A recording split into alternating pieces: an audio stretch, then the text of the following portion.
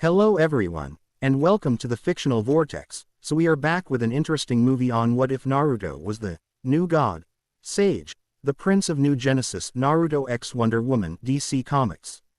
But before we start, I just want to remind you to please subscribe to my channel and hit the like button if you enjoy my content. Let's start the story. Chapter 1. The Prince Ascending.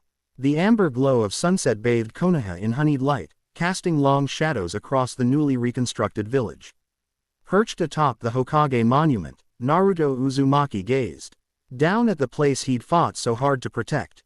3 years had passed since the Fourth Great Ninja War, since he'd faced Kagaya and Madara, since Sasuke had finally returned home. Peace had settled over the shinobi world like a comfortable blanket, yet something stirred within him, a restlessness he couldn't name. His fingers absently traced the spiraling symbol on his palm, the mark left by the Sage of Six Paths. Lately, it had begun to pulse with unfamiliar energy, sending strange sensations coursing through his chakra network. Still playing Sentinel, I see. Kakashi's voice broke through. His reverie as the sixth Hokage approached, his silver hair catching the dying sunlight. Though his face remained partially masked, the crinkle around his visible eye suggested a smile. Naruto shrugged, the movement rippling through shoulders that had broadened with maturity. At 20, he'd grown into his power with a quiet confidence that had replaced much of his youthful bombast. Something feels off, Kakashi-sensei. I can't explain it. Your instincts have saved us all before, Kakashi acknowledged, settling beside his former student. What exactly are you sensing? It's like. Naruto closed his eyes, focusing inward. Remember how it felt when Kagaya was tearing holes between dimensions? There's something similar happening, but subtler. Like reality is getting thinner. Kakashi's eye narrowed. Show me. Without hesitation, Naruto summoned a shadow clone, then began gathering natural energy. Orange pigmentation formed around his eyes as he entered Sage mode, extending his senses beyond normal perception. With practiced coordination, he shaped a Rasengan in his palm while his clone added wind nature transformation. But instead of completing the Rasenshuriken, Naruto paused, holding the swirling chakra at an intermediate stage. Watch, he instructed. The spinning orb of energy began behaving strangely, its normally blue-white color occasionally flickering with unexpected hues, flashes of gold, crimson, and an iridescent shimmer that seemed to bend light around it. Tiny fractures appeared in the air surrounding the technique, like hairline cracks in glass. That's not wind nature, Kakashi observed, his Sharingan eye uncovered now, analyzing the phenomenon. I've never seen chakra behave this way. It started about a month ago, Naruto explained, carefully dissipating the technique. At first, just small fluctuations when I used Sage mode. Now it happens with almost any chakra manipulation. He hesitated before adding, Kurama feels it too. Inside him, the nine tails stirred at the mention of his name.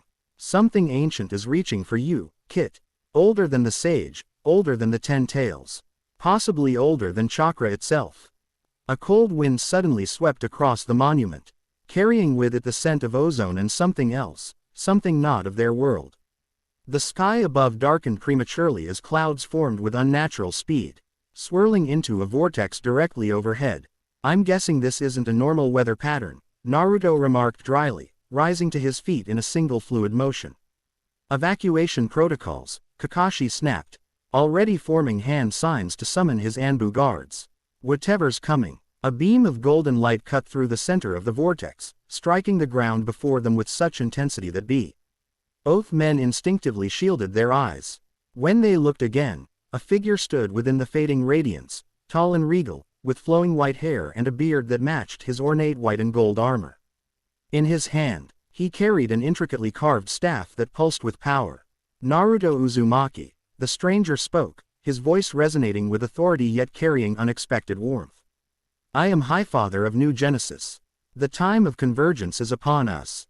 Naruto stepped forward, positioning himself protectively between the visitor and Kakashi. That's nice. How about explaining what you're doing in my village before I show you how we deal with uninvited guests?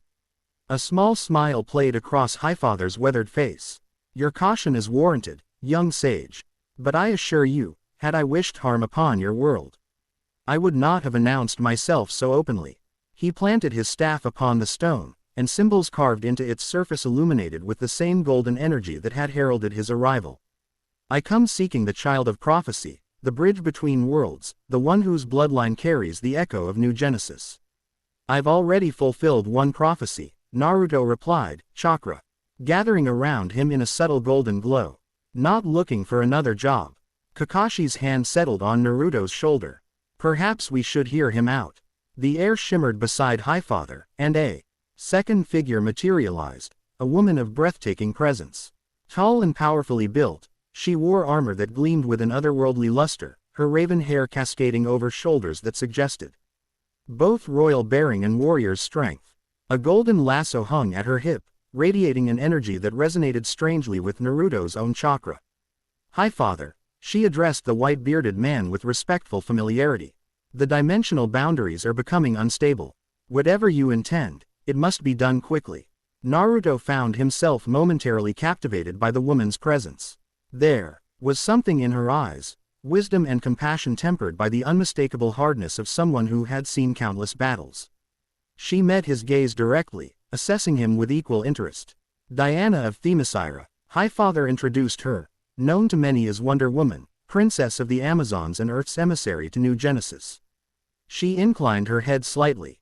And you must be Naruto Uzumaki. Your reputation extends beyond your dimension.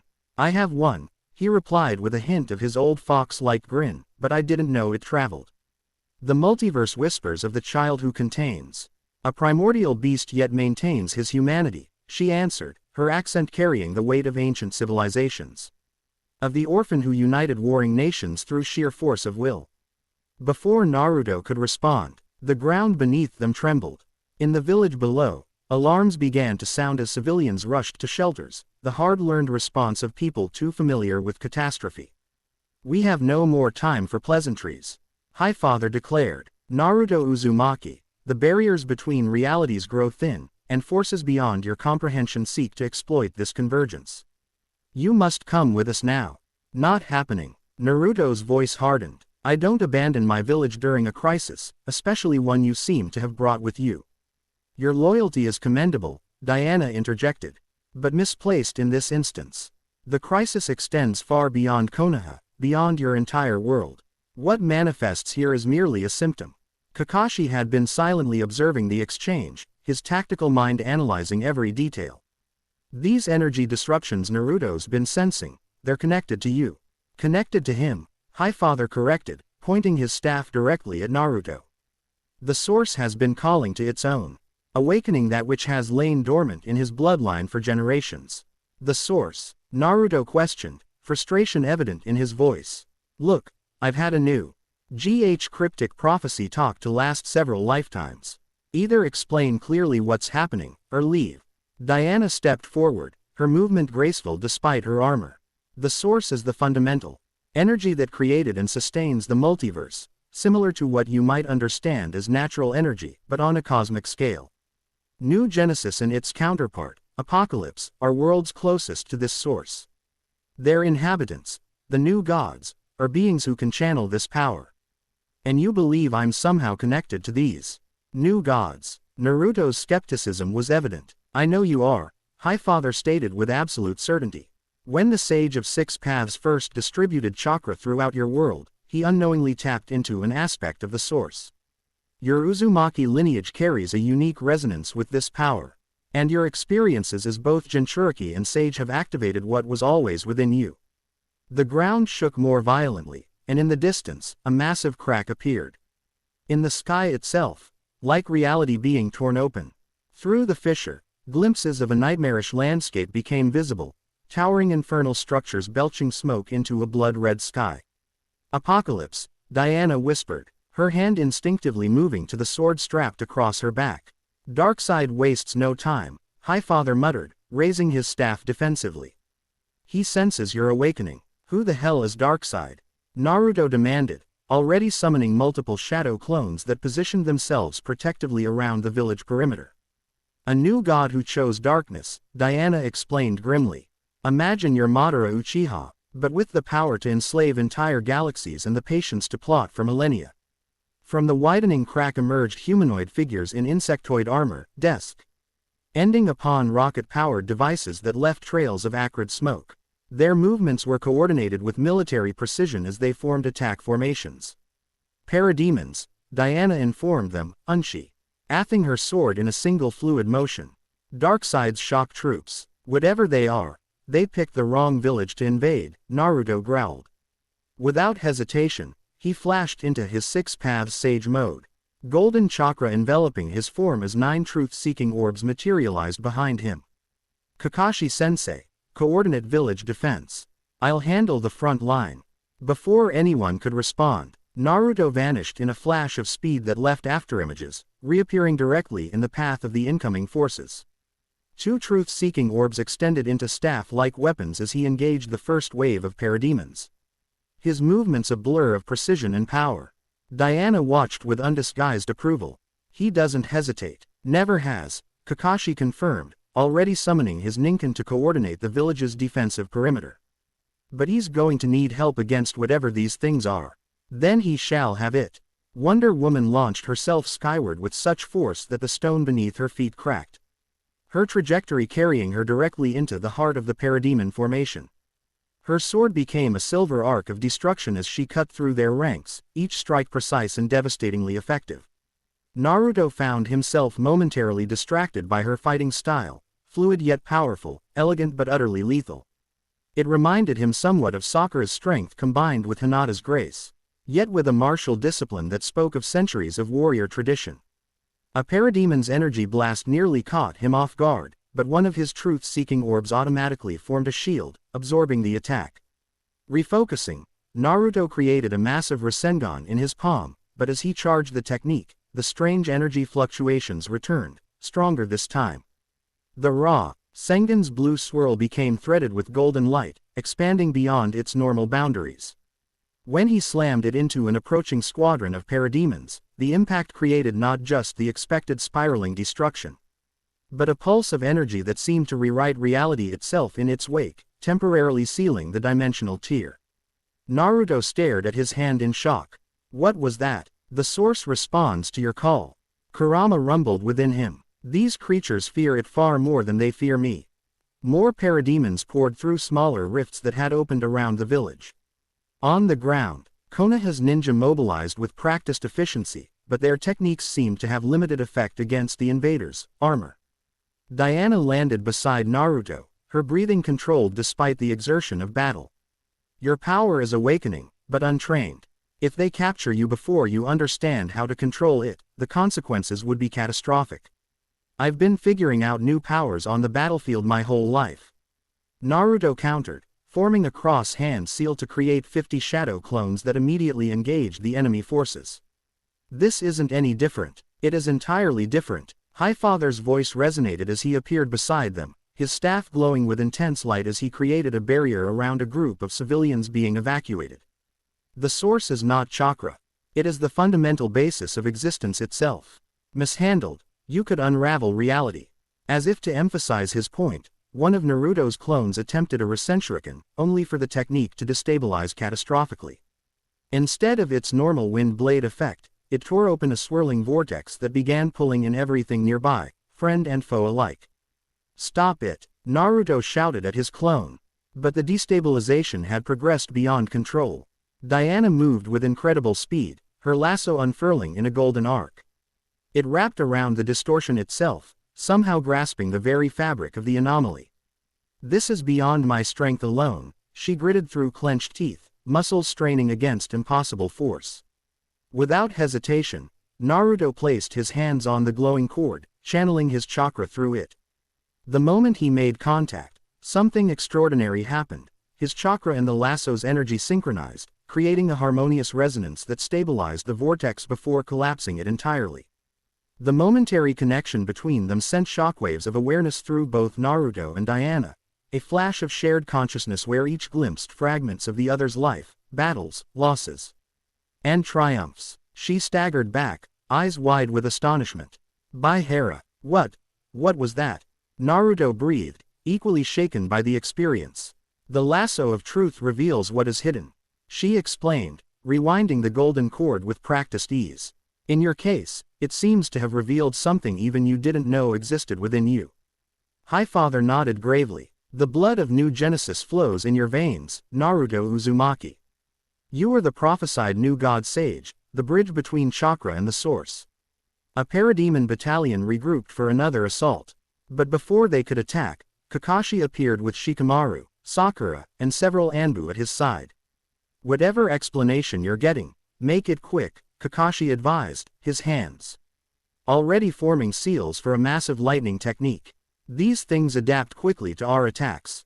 Shikamaru's shadow possession jutsu ensnared a group of parademons, holding them in place while Sakura delivered earth-shattering blows that finally penetrated their armor.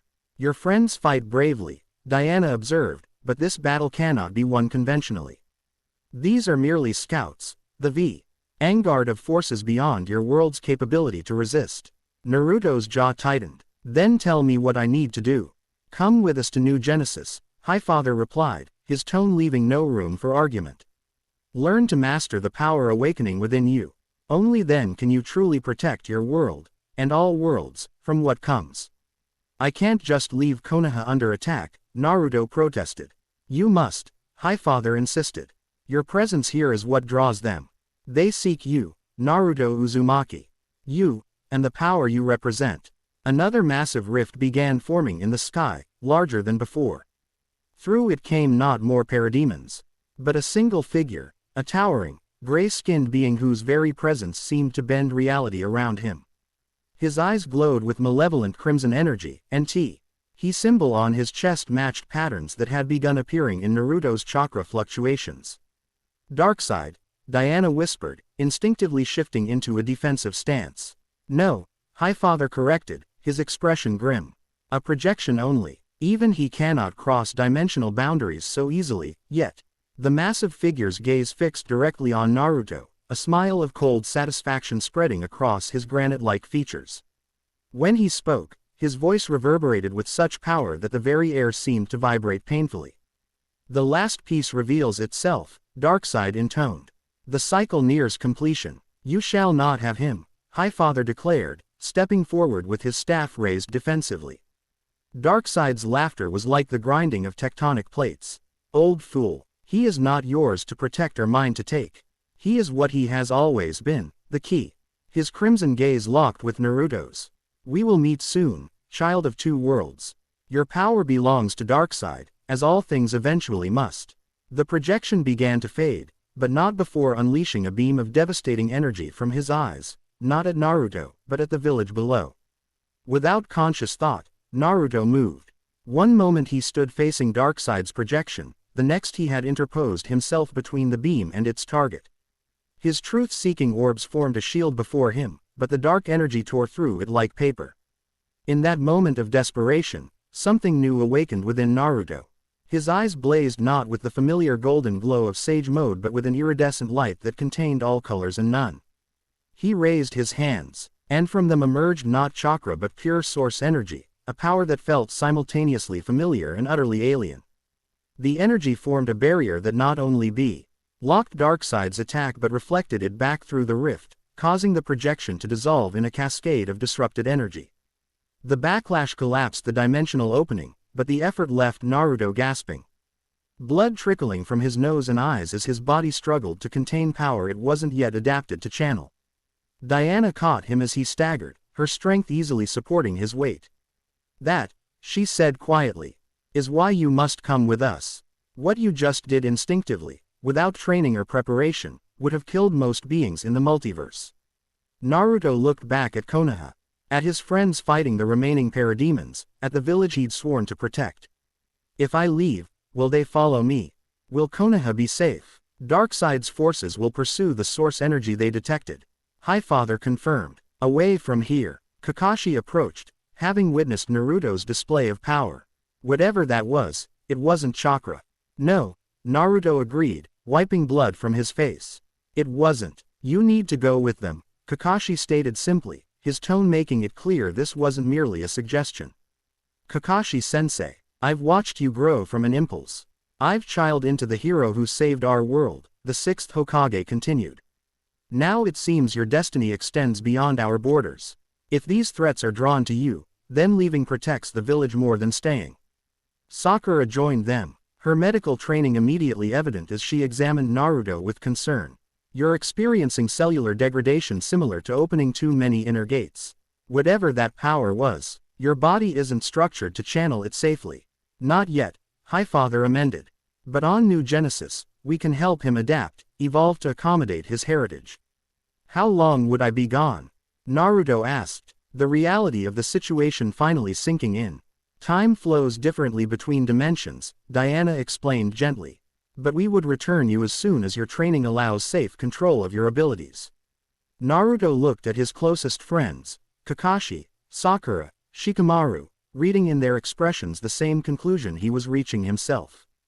They had always supported him, even when his paths diverged from theirs. This would be no different. I need a few hours, he finally said, to explain to everyone, to prepare. Diana shook her head regretfully. The dimensional convergence that allows easier passage between our worlds is temporary. When it ends, the journey becomes far more perilous. We must depart within the hour. Then I'll make it quick, Naruto insisted, his tone making it clear this wasn't negotiable. Highfather nodded reluctantly. 1 hour. Then we must leave, with or without you. The consequences of delay extend far beyond personal considerations. As the others organized the village's recovery efforts, Diana remained beside Naruto. Your friends will understand, she offered. Heroes often walk lonely paths. Naruto's blue eyes met hers, and she was struck by the depth of determination she saw there. My strength has always come from bonds, not isolation. I won't abandon those connections, even as I forge new ones. He studied her with unexpected perception. You understand that too, don't you? Being pulled between worlds, between responsibilities. A shadow of something, recognition, perhaps, or surprise at being so easily read, crossed Diana's features. More than you know, she admitted quietly. 55 minutes later, Naruto stood at Konoha's gates with a small pack containing only essential items. He'd spent the time in a whirlwind of abbreviated explanations and difficult goodbyes. Some, like Hinata and Iruka, had responded with quiet acceptance and faith in his return. Others, like Kiba and Tsunade, had reacted with disbelief and reluctant acquiescence. His final conversation with Sasuke had been the briefest but perhaps most meaningful. So you're off to become a god now, Sasuke had remarked, with characteristic directness when Naruto found him at their old training ground. Not by choice, Naruto had replied. But if it protects everyone here, I'll do what's necessary. Sasuke had simply nodded, their years of rivalry and eventual brotherhood making lengthy explanations unnecessary. Don't let the power change you, he'd advised, the words carrying the weight of someone who'd walked that dangerous path himself. Remember who you are. Now, as Highfather and Diana prepared to open the portal to New Genesis, those words echoed in Naruto's mind. Who was he, really? Naruto Uzumaki of Konoha, or something more, something older and more cosmic than he'd ever imagined? You're overthinking, Kit, Kurama interrupted his brooding. You're still the same stubborn, unpredictable knucklehead you've always been. Different power, same heart. The Nine-Tails' grudging reassurance brought a smile to Naruto's face. At least he wouldn't be facing this new challenge entirely alone. Highfather raised his staff, and a beam of golden light shot into the sky, creating a swirling portal of energy unlike any jutsu Naruto had ever witnessed. The path is opened, the elder new god announced. Once we cross, your training begins immediately. The multiversal balance depends on your mastery of powers you've only begun to glimpse. Diana stepped to Naruto's side. I'll remain with you through the initial adaptation, she offered. My experience bridging worlds may prove useful. Naruto nodded gratefully, surprising himself with how comforting he found her presence. There was something reassuringly solid about the Amazon princess, a grounded strength that balanced Highfather's more ethereal authority. With a final glance back at Konoha and the friends gathered to see him off, Naruto stepped forward into the portal's golden light. The sensation was unlike any teleportation jutsu or dimensional shift he'd experienced before, not the disorienting lurch of summoning or the nauseating compression of space-time techniques. Instead, he felt expanded, stretched across realities, his consciousness briefly touching countless worlds and timelines before snapping back into his body as they emerged on the other side. The sight that greeted him stole his breath away. New Genesis sprawled before them in impossible grandeur, a world of soaring crystalline spires and floating gardens. Of technology so advanced it appeared magical, and architecture that defied conventional physics. The sky above shimmered with colors Naruto had no names for, and in the distance, massive beings moved with the deliberate pace of living mountains. "Welcome," Highfather said simply, "to your ancestral home." Diana watched Naruto's reaction with interest, remembering her own first glimpse of this realm. "Overwhelming, isn't it? Makes the sage's dimension look like a training ground," Naruto murmured, trying to absorb the sheer scope of what he was seeing. Their arrival had not gone unnoticed. Figures approached, some flying, others traveling on what appeared to be energy discs. All wore variations of the ornate armor Highfather favored, and all regarded Naruto with expressions ranging from curiosity to open suspicion. "Highfather, you've returned." A woman with flowing red hair and armor that seemed to be composed of living metal stepped forward. "This is the one. The prophesied bridge. Big Barda." Diana greeted her with a warrior's clasp of forearms. "Yes, this is Naruto Uzumaki of the Hidden World." Barda circled Naruto, appraising Ly, her height matching Diana's as shish. He studied him without bothering to disguise her skepticism. "He's smaller than I expected." Naruto met her gaze evenly, unintimidated. "Funny, people have been underestimating me my whole life. Usually works out in my favor." A flash of approval crossed Barda's face before she masked it with continued assessment. The source energy within him is raw, untamed. It could destroy him before he learns to control it. "Which is why we must begin his training immediately," Highfather interjected. "Prepare the Transcendence Chamber." The gathered new gods dispersed to carry out his instructions. Many continued to cast curious glances at Naruto as they departed. "Your arrival has been both anticipated and dreaded," Highfather explained as they walked toward the central citadel. The prophecy speaks of a bridge between realities who will either unify the fragmented aspects of the source or inadvertently provide Darkseid the key to absolute dominion. "That's a pretty big either-or," Naruto remarked dryly. "Any tips on how to avoid the second option?" "That," Diana said with unexpected warmth, "is why I insisted on accompanying you. New Genesis sees power in prophecy. I see a person who needs practical guidance, not just metaphysical theory." "The Amazon speaks wisdom," a new voice interrupted. A tall, lean figure with a silver helmet that obscured most of his face approached, moving with the fluid grace of a master combatant. "Theory without application is worthless, particularly in war." "Orion," Highfather acknowledged with a slight tension in his voice. "I had not expected you to join us so soon. When my father's forces breach dimensional barriers to attack an unaligned world, I take notice," Orion replied, his attention fixed on Naruto. "So this is our prophesied savior. He carries himself like a warrior, at least." Naruto's brow furrowed in confusion. "Your father, Darkseid," Diana explained quietly. "Orion is his son by birth, though raised on New Genesis is part of an exchange meant to secure peace between the worlds. An exchange that ultimately failed," Orion added bitterly. "As all attempts to reason with Darkseid eventually must." The implications weren't lost on Naruto. He'd seen similar cycles of hatred and violence throughout the ninja world, children caught between warring factions, legacies of conflict passing through generations. Perhaps some aspects of existence remained constant across all dimensions. "I'm not interested in being anyone's prophesied weapon or savior," Naruto stated firmly. "I'm here to learn to control whatever this power is so I can protect my home and my precious people.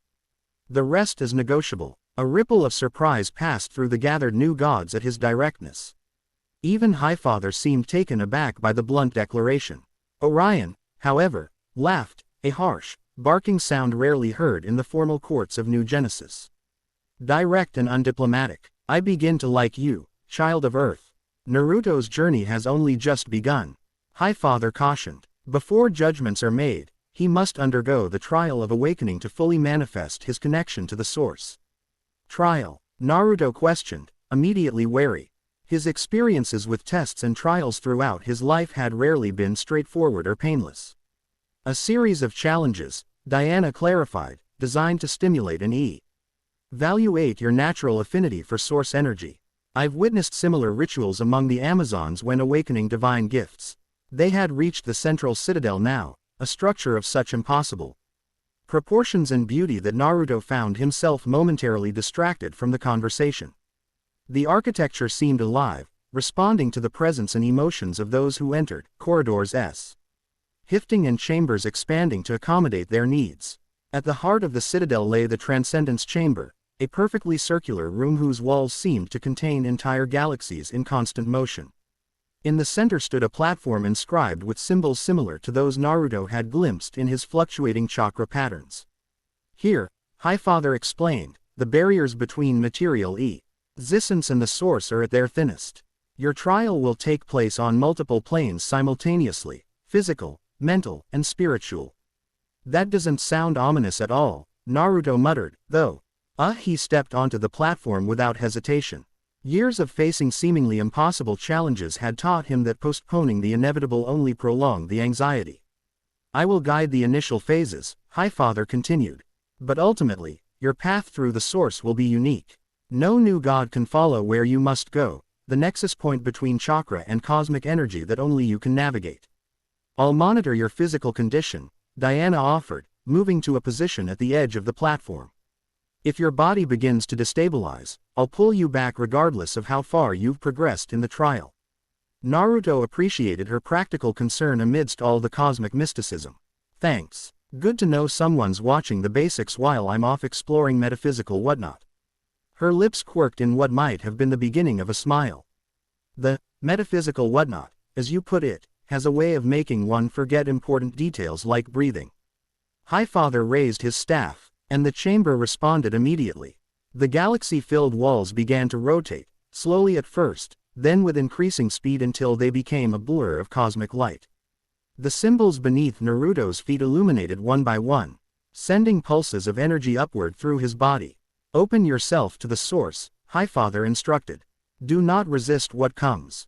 Easier said than done, Naruto thought as unfamiliar energy coursed through his chakra network, setting every nerve ending afire. It felt fundamentally different from Sage Chakra or even Kurama's power, more primal, less structured. As though he were trying to contain an ocean within his body. This power recognizes you, Kurama observed within their shared mindscape. It responds differently than it would to an ordinary human. Different how? Naruto managed to ask through the intensifying sensations. It's not trying to transform you, the Nine Tails explained. It's awakening something that was already there. The energy built to an almost unbearable crescendo, and just when Naruto thought his body might tear itself apart from the pressure, everything shifted. The physical chamber disappeared, replaced by an endless void filled with threads of light connecting distant points of reality. Before him stood not Highfather but a being of pure radiance whose form constantly shifted between humanoid and something far more complex and multidimensional. Greetings, child of two worlds, the entity spoke, its voice resonating directly within Naruto's consciousness. I am an aspect of what your limited perception might call the source. Your kind has many names for me, God, the divine, the ultimate reality. All inadequate, yet all containing fragments of truth. Are you what's been causing the disruptions in my chakra? Naruto questioned, finding that here, in this place beyond physical reality, communication felt as natural as thought itself. Your chakra, as you call it, is merely one express ion of the fundamental energy that permeates all existence, the entity explained.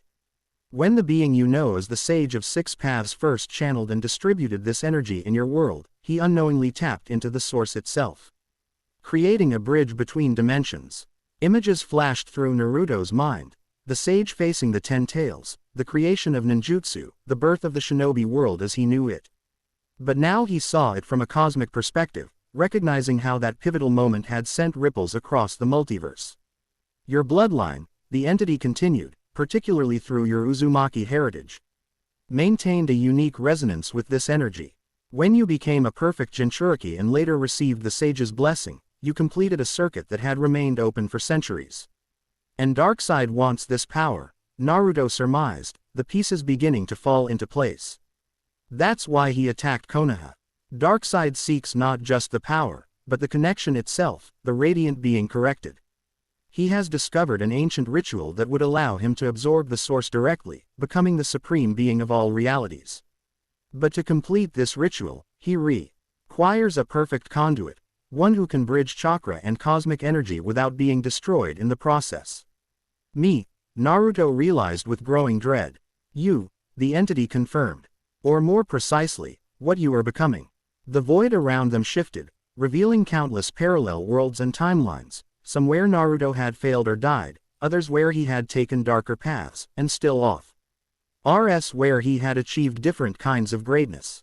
In all of them, his connection to this fundamental energy remained constant, though expressed in vastly different ways. Your trial, the entity explained, is to accept what you truly are while maintaining the essence of who you have chosen to be. Many before you have been consumed by the knowledge of their cosmic significance, becoming dead, shed from the very connections that made them worthy vessels in the first place. I won't lose myself, Naruto asserted with characteristic determination. No matter what power I gain. Bold words, the entity remarked, its form shifting into something resembling a mirror that reflected not Naruto's physical appearance but the essence of his being. Now prove them. The mirror shattered, each fragment becoming a separate challenge, moments from Naruto's past reimagined through the lens of his awakening divinity. He relived his loneliest childhood days, but now could perceive the complex web of causes and connections that had led to his isolation. He refought his greatest battles, but with awareness of how each had shaped not just his world but the multiversal balance. Through it all, a single question repeated. With the power to reshape reality itself, what would you change? The temptation to erase suffering, to rewrite history, to create a perfect world free from pain and loss grew nearly overwhelming. With each challenge, Naruto glimpsed more of what he could become, a being beyond mortality, beyond limitation, beyond the very concept of human struggle. Don't lose yourself in possibilities, Kit. Kurama's voice grounded him when the cosmic awareness threatened to dissolve his sense of self. Who you are matters more than what you could be. The final fragment showed him Konoha in ruins. His friends fallen, his world consumed by Darkseid's conquest, a possible future should he reject his heritage and the responsibilities it carried. Is this a threat? Naruto challenged the entity, anger flaring through his expanding consciousness. Because I've never responded well to those. Not a threat, the radiant being responded, its tone neutral. Merely one probability among many. The choice, as always, remains yours. Naruto considered all he had seen, all he had experienced, and made his decision. I accept this power, but on my terms. I won't become a weapon or a god removed from humanity.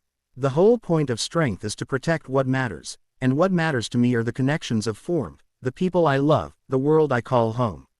Even knowing what awaits, the burden you must carry, the enemies you will face.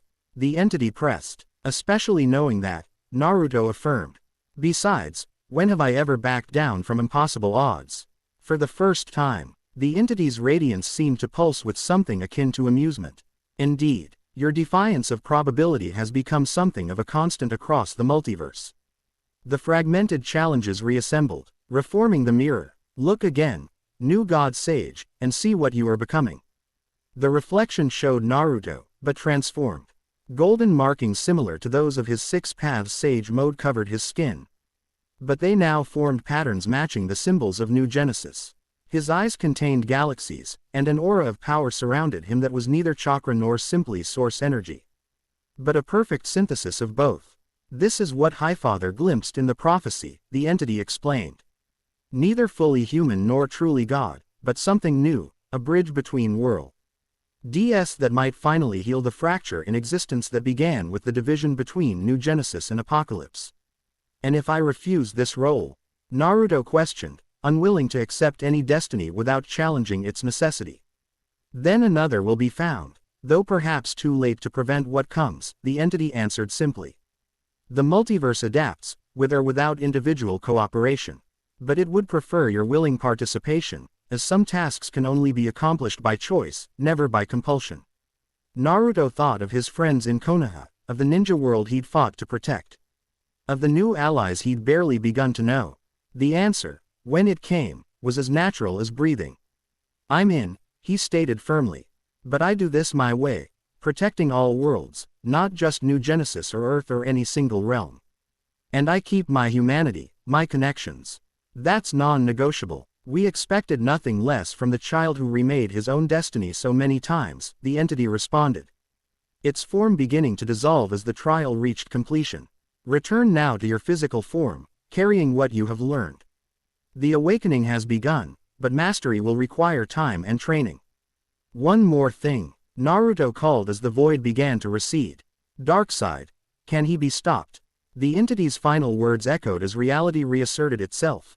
That, Naruto Uzumaki, is precisely why you are here.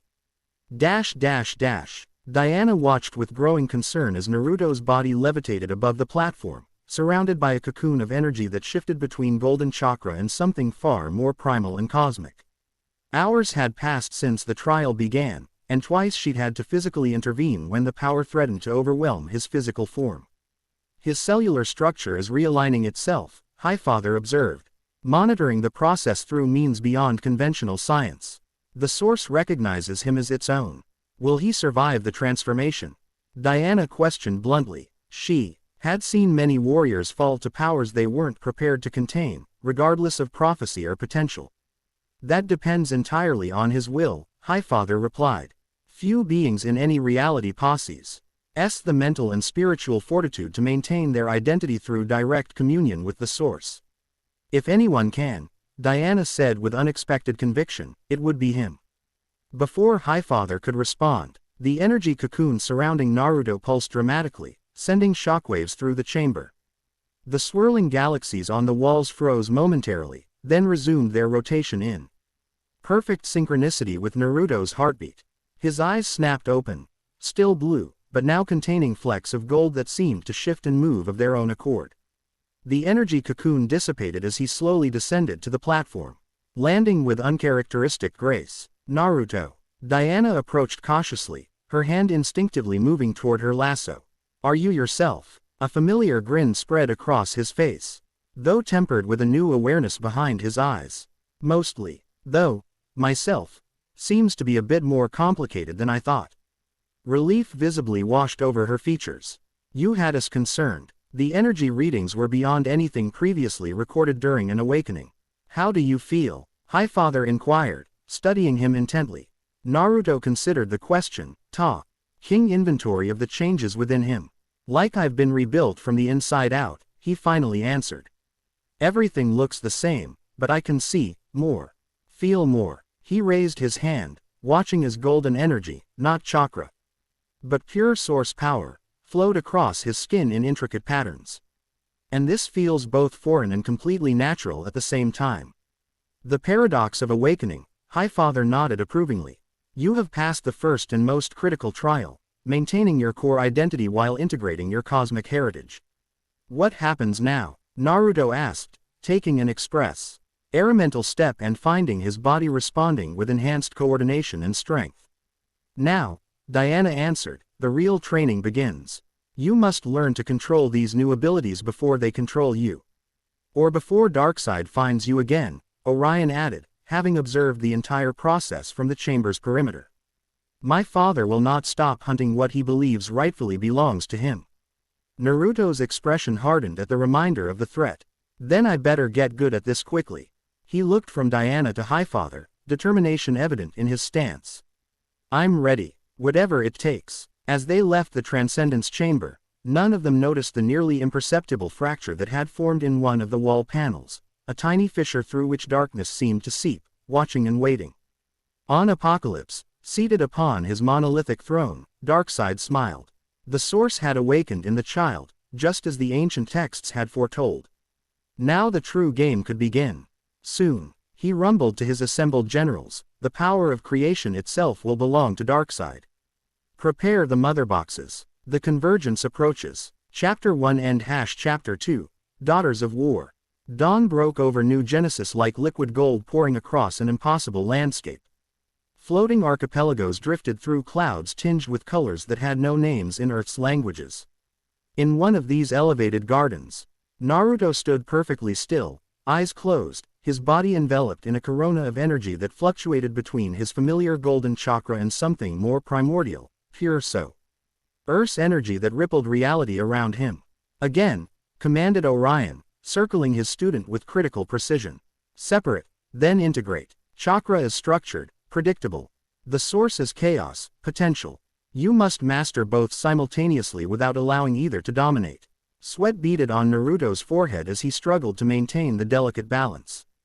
3 weeks of training had produced remarkable progress.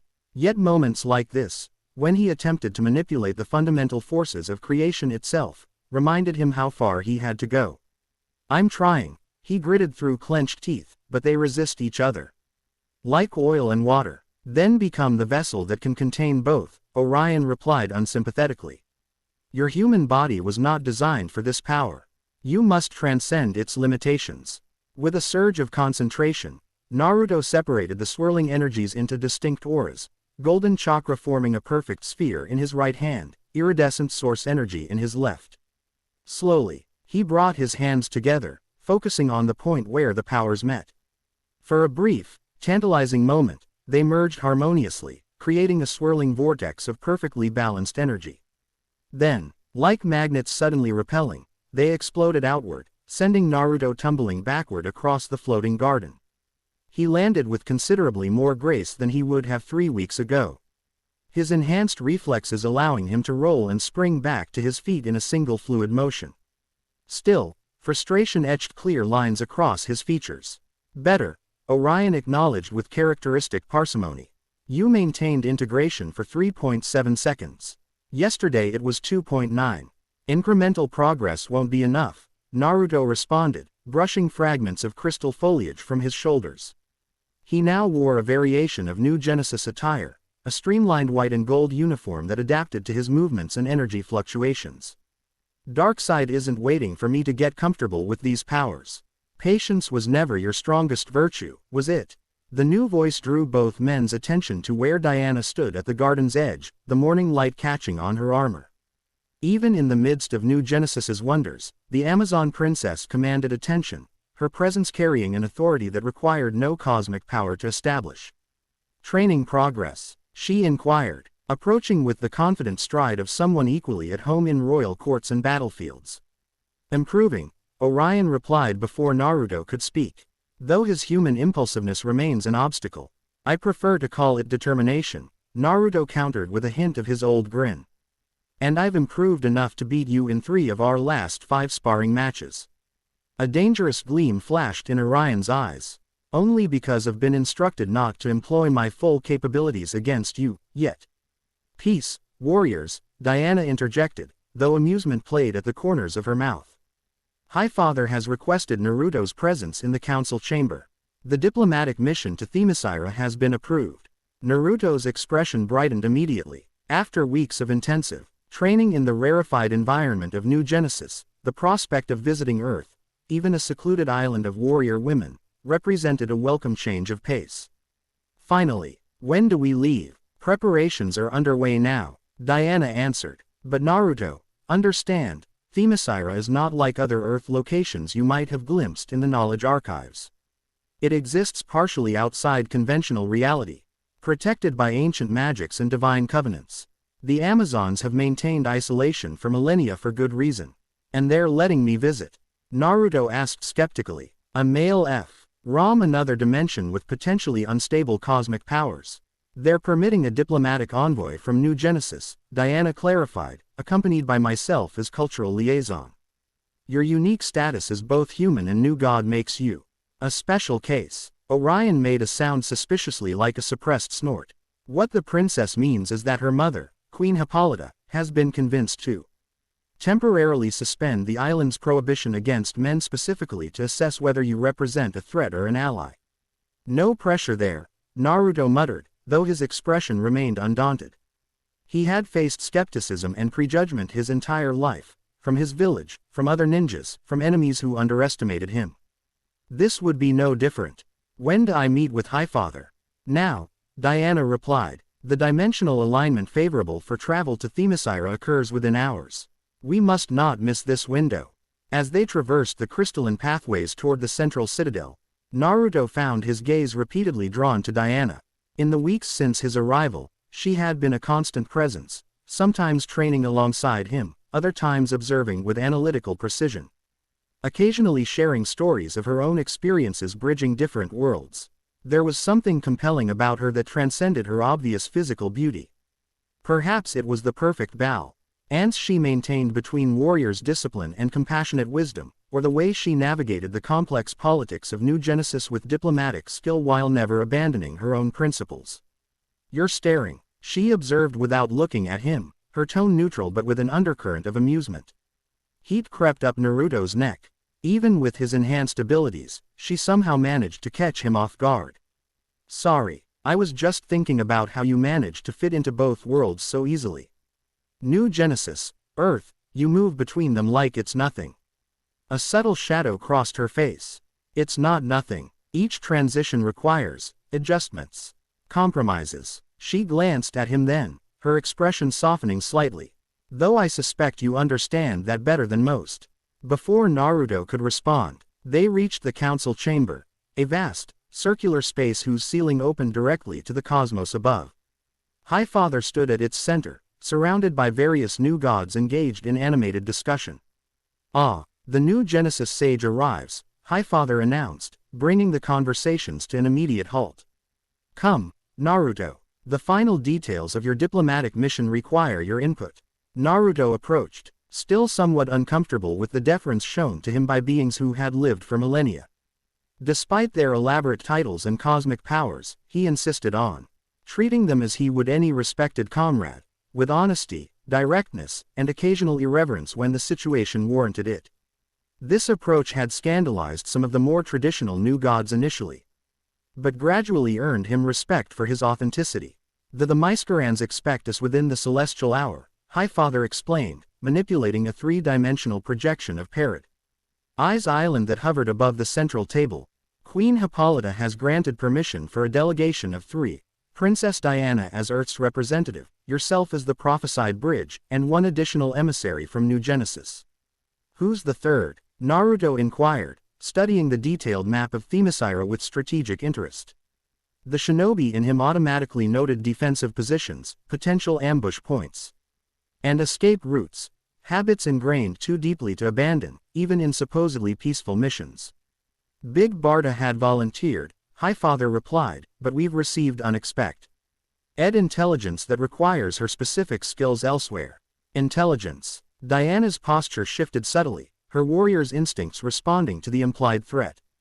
Highfather nodded gravely. "Intercepted communications suggest Apocalyptian forces may be mobilizing near Earth's sector.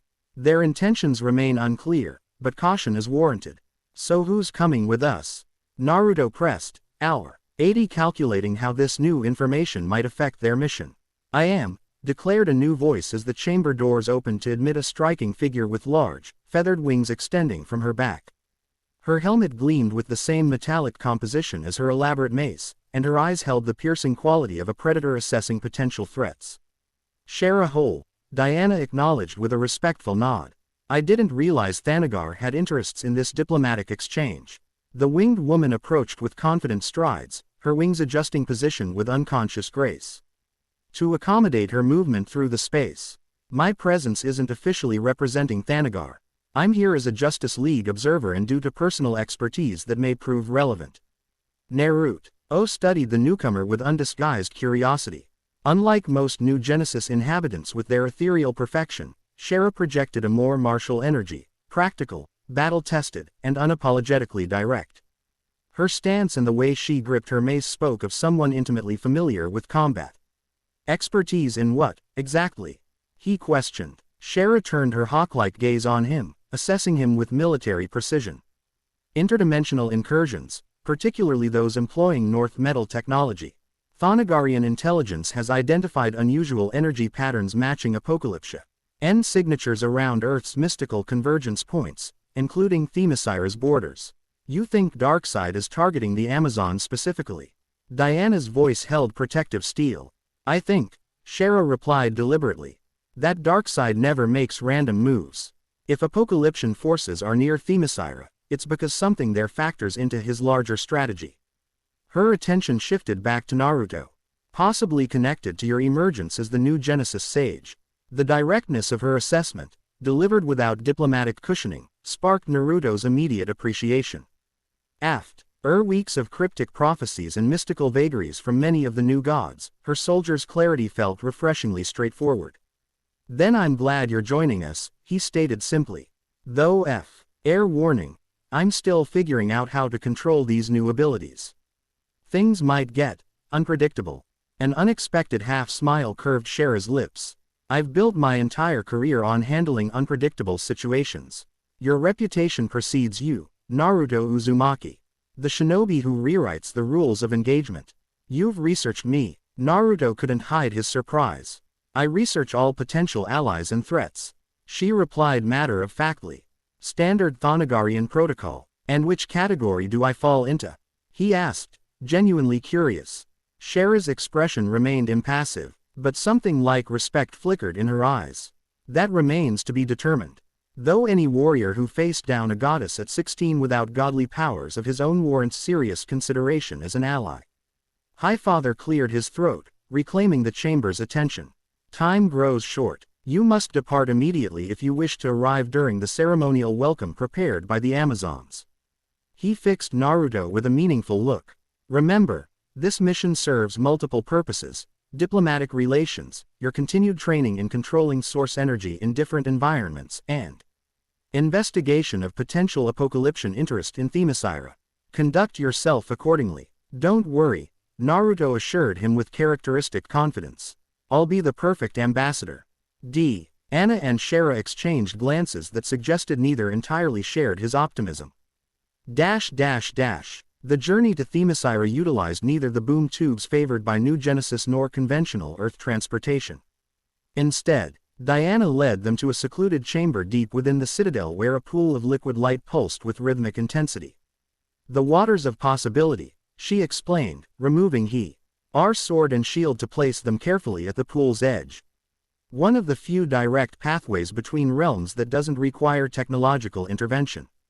Naruto eyed the glowing substance dubiously. We're swimming to Earth. Not exactly, Shera replied, securing her mace to her back harness. The waters exist simultaneously in multiple locations across the multiverse.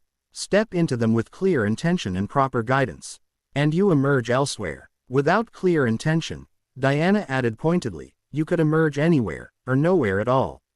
Focus your mind on Themyscira as I've described it to you. Visualize the temple of Hera at the island's center. Naruto nodded, closing his eyes briefly to compose himself. 3 weeks of intensive mental discipline under New Genesis Training had dramatically improved his concentration abilities. When he opened his eyes again, they gleamed with the confident focus that had become his hallmark. Ready when you are. Diana stepped into the pool first, the luminous liquid rippling around her armor without actually wetting it. She extended her hand toward Naruto. We'll anchor each other. Your first transition through the waters can be disorienting. Without hesitation, he took her offered hand, noting the perfect balance of strength and control in her grip as she guided him into the pool. The sensation was unlike anything he had experienced, not wet exactly, but as though every atom of his being was simultaneously dissolving and reassembling in a new configuration. Shera followed, completing their small procession. Once all three stood within the waters, Diana spoke words in an ancient language Naruto didn't recognize. The pool's glow intensified until it became blinding, encompassing them completely. For a moment that stretched like eternity, Naruto felt his consciousness expand beyond his body, touching countless potential realities. With disciplined focus, he maintained the mental image of Themyscira as Anna had described it: white marble temples, azure skies, lush forests, and crystalline beaches. Reality reasserted itself with jarring suddenness. The blinding light receded, and Naruto found himself standing on solid ground again. Not in a pool, but at the base of enormous marble steps leading up to a temple that could have dwarfed even the grandest structures in the Land of Fire. The transition from New Genesis to Themyscira represented more than mere geographical displacement. Where the realm of the new gods existed in perpetual technological utopia, Paradise Island pulsed with more primal energy, ancient, feminine, deeply connected to the natural world while simultaneously transcending it. The very air carried a different quality, heavy with the scent of ocean, cypress, and something indefinable that spoke of divine presence. Welcome to Themyscira, Diana stated simply, though pride resonated in her voice as she gazed upon her homeland. Naruto turned slowly, taking in their surroundings with ninja-honed awareness. They stood in a ceremonial plaza flanked by towering statues of female warriors, each depicted in different battle stances with weapons raised triumphantly. Beyond the immediate temple complex, the island stretched in vibrant beauty, white sand beaches giving way to lush forests, rolling meadows, and distant mountains. But what captured his attention most weren't the spectacular vistas but the women, hundreds of them, positioned strategically around the plaza. Warriors with the confident bearing that came only from centuries of martial discipline, they watch. The new arrivals with expressions ranging from curiosity to outright hostility. Their armor, though reminiscent of ancient Greek designs, incorporated materials and craftsmanship beyond any historical parallel on Earth. They don't seem thrilled to see us, Naruto observed quietly. They're thrilled to see Diana, Shara corrected, her wings shifting subtly into a more defensive position. Yo, you and I represent different kinds of intrusion. Before further discussion could occur, a procession emerged from the temple above, a dozen Amazon honor guards flanking a regal woman whose resemblance to Diana was unmistakable. Though her golden hair contrasted with her daughter's raven locks, she descended the marble steps with measured grace, her expression carefully neutral as she approached. Queen Hippolyta. Diana stepped forward, bowing with the perfect balance between respect for her sovereign and dignity as a princess. Daughter, Hippolyta acknowledged, her voice carrying the weight of centuries. Her gaze shifted immediately to Naruto, studying him with the thoroughness of a general assessing both threat and opportunity. So this is the prophesied bridge between worlds. You appear remarkably human. For one said to carry the essence of the new gods. Naruto met her scrutiny directly, offering a respectful bow that Kakashi had drilled into him during diplomatic training. Deep enough to show deference without surrendering dignity. Appearances can be deceptive, Your Majesty. I've been told the same about Themyscira's seeming tranquility hiding formidable strength. A murmur rippled through the assembled Amazons at his directness, but something approximating approval flickered across Hippolyta's face. Well spoken. Though we shall see if wisdom accompanies your words. Her attention shifted to Shara. Thanagar sends representation as well.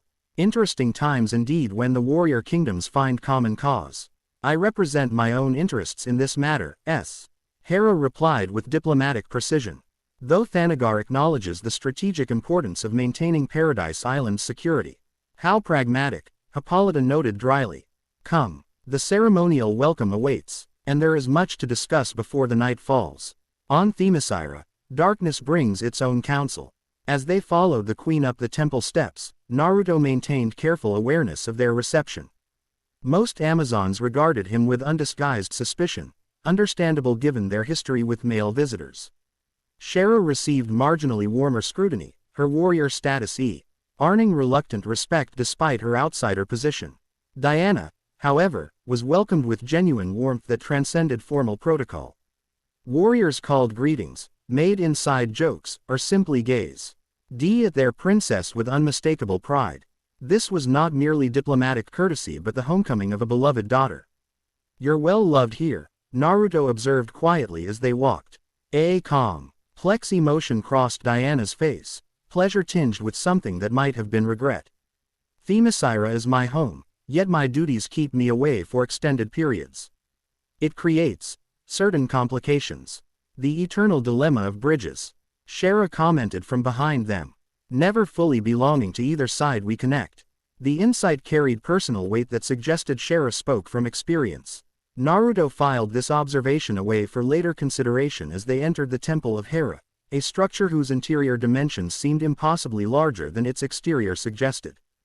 Den light filtered through crystal apertures in the ceiling, illuminating a central chamber where dozens of high-ranking Amazons had already gathered. A circular table of polished marble dominated the space, its surface inlaid with symbols representing various Amazon tribes and divine patrons. Before we commence the formal welcome, Hippolyta announced, taking her place at the table's head, I am us to address recent developments that may affect our discussions. Her expression grew grave. Our sentries report unusual disturbances along the island's mystical boundaries, energy signatures inconsistent with natural phenomena. What kind of disturbances? Diana asked, immediately alert. Systematic probing of our defensive perimeters, responded a stern-faced Amazon with elaborate captain's insignia on her armor. Whatever tests our barriers seems to be searching for specific vulnerabilities, particularly around the Forge of Hephaestus and the Gateway of Ariadne. Shara stepped forward, all diplomatic pretense abandoned. Were there temporal fluctuations accompanying these probes? Energy signatures in the infrared spectrum with quantum irregularities? The captain's eyes narrowed. How could you know this? Because, Shara replied grimly, it matches the pattern of apocalyptic reconnaissance documented near Thanagar's dimensional anchor points 3 lunar cycles ago. An incursion followed within days. A tense silence fell over the chamber as the implication settled. Hippolyta broke it with decisive authority. Philippus, double the warrior rotations at all mystical convergence points. Activate the ancient wards beneath the Temple of Athena. She turned to her visitors with renewed intensity. Perhaps your arrival is more timely than we realized. If Darkseid's forces truly set their sights on Themyscira, we must understand why. The Gateway of Ariadne, Naruto repeated thoughtfully. What exactly is it? Diana exchanged glances with her mother before answering. A dimensional nexus point, established during the Age of Myths. It allows limited travel between various divine realms, Olympus, Asgard, and others. But its primary purpose has always been protective rather than transitional. Could it connect to New Genesis? Naruto pressed. Or to my world? Theoretically, all dimensional nexus points connect to all realities, given the proper key, Hippolyta replied carefully. But the gateway has been sealed for centuries, its keys scattered and hidden by the gods themselves. Shara's expression darkened, which would make it exactly the kind of artifact Darkseid would covet for his multiversal ritual. You believe he seeks to use the gateway in conjunction with the New Genesis sage's power, Hippolyta surmised, studying Naruto with renewed intensity.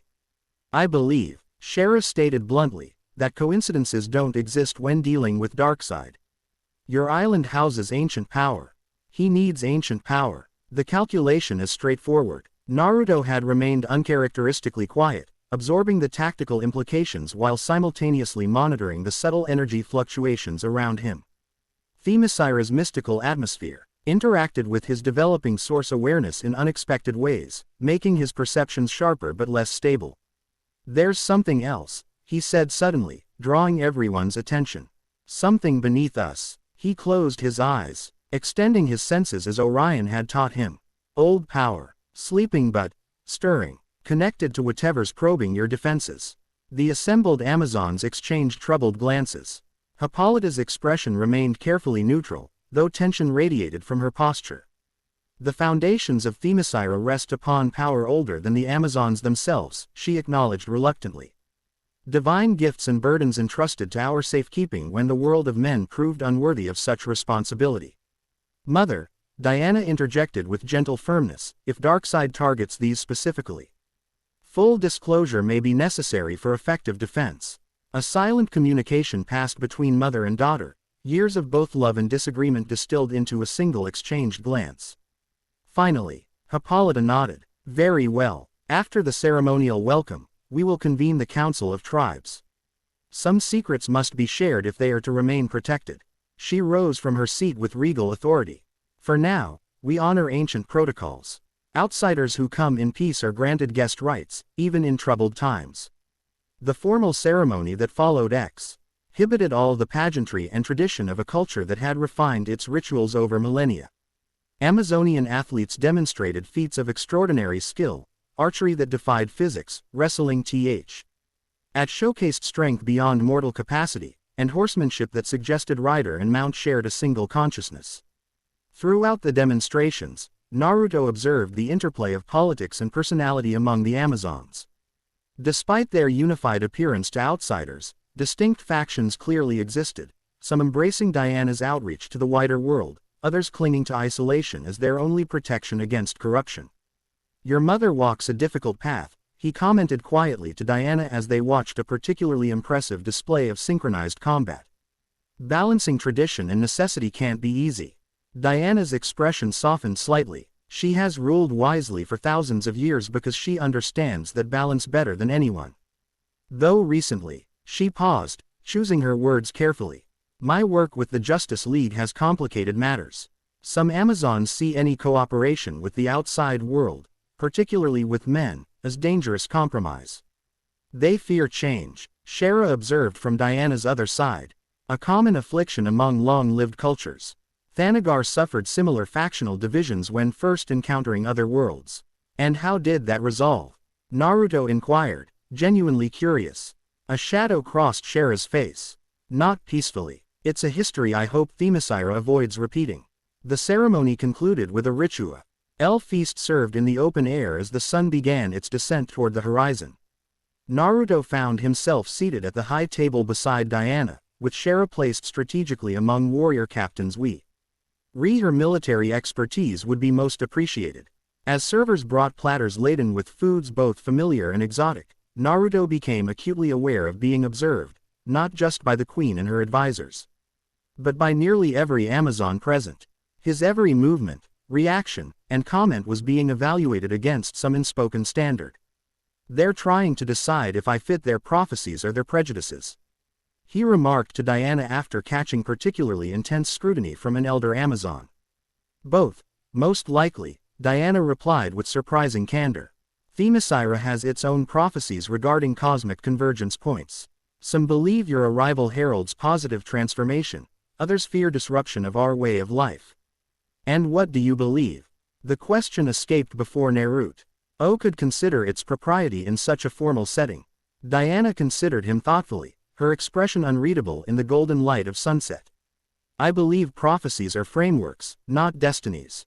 They provide context but not conclusion. A subtle smile curved her lips. And I've learned to reserve judgment until actions prove character, regardless of gender or origin. Before Naruto could respond, a commotion erupted at the feast's perimeter. A scout burst into the gathering, her armor bearing signs of recent combat, blood trickling from a gash across her forehead. My queen, she called, dropping to one knee before Hippolyta. The eastern barriers are under attack. Forces bearing the insignia of Apocalypse have breached the outer mystical perimeter. Hippolyta rose immediately, all ceremony abandoned. How many? What weapons? Dozens initially, but their numbers grow by the minute, the scout reported. They deploy technology that disrupts our defensive magic. They've established some kind of portal generator at the Tears of Artemis. Their target is clear, Shara stated, already retrieving her mace as she joined them. The Tears of Artemis feed directly into the underwater channels leading to the gateway chamber. How would they know this? Hippolyta demanded, though her tactical mind was already shifting to defense. That knowledge is restricted to the highest priestesses. Darkseid's intelligence network spans millennia, Diana replied grimly, securing her sword and shield. We must assume he knows everything. We would prefer he didn't. Naruto had already risen, his senses extending far beyond the feast. With his developing awareness, he could feel the disruptions in Themyscira's protective barriers, jagged tears in what should have been seamless mystical defenses. They're not just attacking from the east, he announced, his eyes taking on the golden glow of his heightened perception. The disturbance there is a diversion. The main force approaches from beneath, through the sea caves. Hippolyta's gaze sharpened. Impossible. Those passages are warded with Poseidon's own trident. Not anymore, Naruto countered, certainty in his voice. I can feel the wards dissolving. Whatever technology they're using, it's specifically calibrated to unravel divine protections. The queen hesitated only momentarily before her military experience asserted itself. Philippus, take the 3rd and 5th battalions to the eastern shore. Artemis, gather the Bon Amidal sisters and secure the temple foundations. Diana, we'll intercept the main force in the sea caves, Diana finished. Already moving, Naruto's sensory abilities will guide us to their entry point. I'm coming with you, Shara stated, her tone leaving no room for debate. Why North Metal Mace disrupts the kind of technology Apocalypse typically deploys. Hippolyta nodded sharply. Go. I will coordinate our defensive positions from the watchtower of Athena. Her gaze lingered briefly on Diana. May the goddesses guard your path, daughter. As they raced from the ceremonial grounds, Naruto matched pace easily with Diana and Shara, his enhanced physiology adapting seamlessly to the island's unusual gravitational properties. Around them, Amazons mobilized with the practiced efficiency of a culture built on warrior tradition, weapons distributed, formations assembled. Communication networks established through both mystical and practical means. The closest access to the sea caves is through the Falls of Healing, Diana explained as they sprinted through dense forest. But we'll need to move underwater for nearly half a league to reach the most likely breach point. Underwater combat against apocalyptian forces isn't ideal, Shara noted grimly. Their environmental adaptation technology exceeds even Atlantean capabilities. Naruto assessed the tactical situation with the strategic mindset honed through years of shinobi training. I can create shadow clones to engage them at multiple points, disrupt their advance while we identify their command structure. Your clones can function underwater? Shara asked, surprised. They can now, Naruto replied with confident determination. My physical limitations have expanded since merging with source energy. They reached the falls, a cascading sheet of crystalline water that plunged from towering cliffs into a perfectly circular pool below. Despite the urgent circumstances, Naruto couldn't help but notice the otherworldly beauty of the location. The water itself seemed to glow with internal light, and the very air carried healing properties that he could feel mending the minor exertions of their rapid journey. Diana wasted no time on sightseeing. With practiced efficiency, she secured her sword across her back and adjusted her armor for underwater mobility. Once submerged, follow directly behind me. The passages twist unexpectedly, and some contain currents strong enough to sweep away even Atlantean warriors. Understood, Naruto acknowledged. He closed his eyes briefly, centering himself as he'd been taught, then activated a modified version of his Six Paths Sage mode. Golden markings appeared across his skin, but now interspersed with symbols of new genesis that glowed with iridescent light. I'll create clones now. They'll enter from different access points to flank whatever forces have breached the caves. Quote, with practiced ease, he formed a cross seal, channeling chakra infused with source energy. Instead of the usual puff of smoke, his shadow clones materialized. With brief flashes of golden light, 20 perfect duplicates who immediately dispersed to predetermined positions around the island. Shara watched the display with professional assessment. Impressive tactical multiplication. Thonagarian war colleges theorized about such capabilities, but I've never seen it successfully implemented. One of the advantages of growing up as a hyperactive ninja, Naruto replied with a hint of his old mischievous grin. I mastered this technique before I learned the basics most children start with. Unconventional development often yields the most valuable abilities, Diana observed, a note of respect in her voice. Now, we must move quickly. The water will not harm you, but brace yourselves for its effect. The Falls of Healing intensify both strength and sensation. Without further warning, she dove into the glowing pool with perfect form. Shara followed immediately, her wings folding tightly against her body as she cut through the surface. Naruto took a deep breath and plunged in after them. The instant the water enveloped him, he understood Diana's warning. Every cell in his body seemed to awaken simultaneously, senses sharpening beyond even his enhanced capabilities. Muscles surging with renewed strength, thoughts becoming crystalline in their clarity. The sensation bordered on overwhelming, yet carried none of the disorienting side effects he'd experienced when first channeling source energy. Diana's form glided ahead with supernatural grace, her movements so perfectly attuned to the water that she seemed more sea creature than human. Shara followed with powerful strokes, her wings now providing unexpected propulsion beneath the surface. Naruto adapted quickly, using chakra control techniques modified for his new physiologue. Why to propel himself forward while maintaining precise awareness of his surroundings. The underwater passages twisted through ancient rock formations, occasionally opening into vast caverns where fossilized remnants of forgotten sea titans loomed in the gloom. Schools of fish unlike any Naruto had seen on Earth darted around them, some bioluminescent, others seemingly composed of living crystal. After several minutes of swift swimming, Diana suddenly halted, raising a hand in the universal signal for caution. In the diffuse light filtering from above, Naruto could see her eyes narrow as she focused on something ahead. Following her gaze, he detected movement in a massive cavern that opened beyond the passage, organized, mechanical movement that contrasted sharply with the natural flow of the underwater environment. Diana gestured in a series of hand signals that Naruto interpreted easily thanks to his shinobi training. Enemy ahead.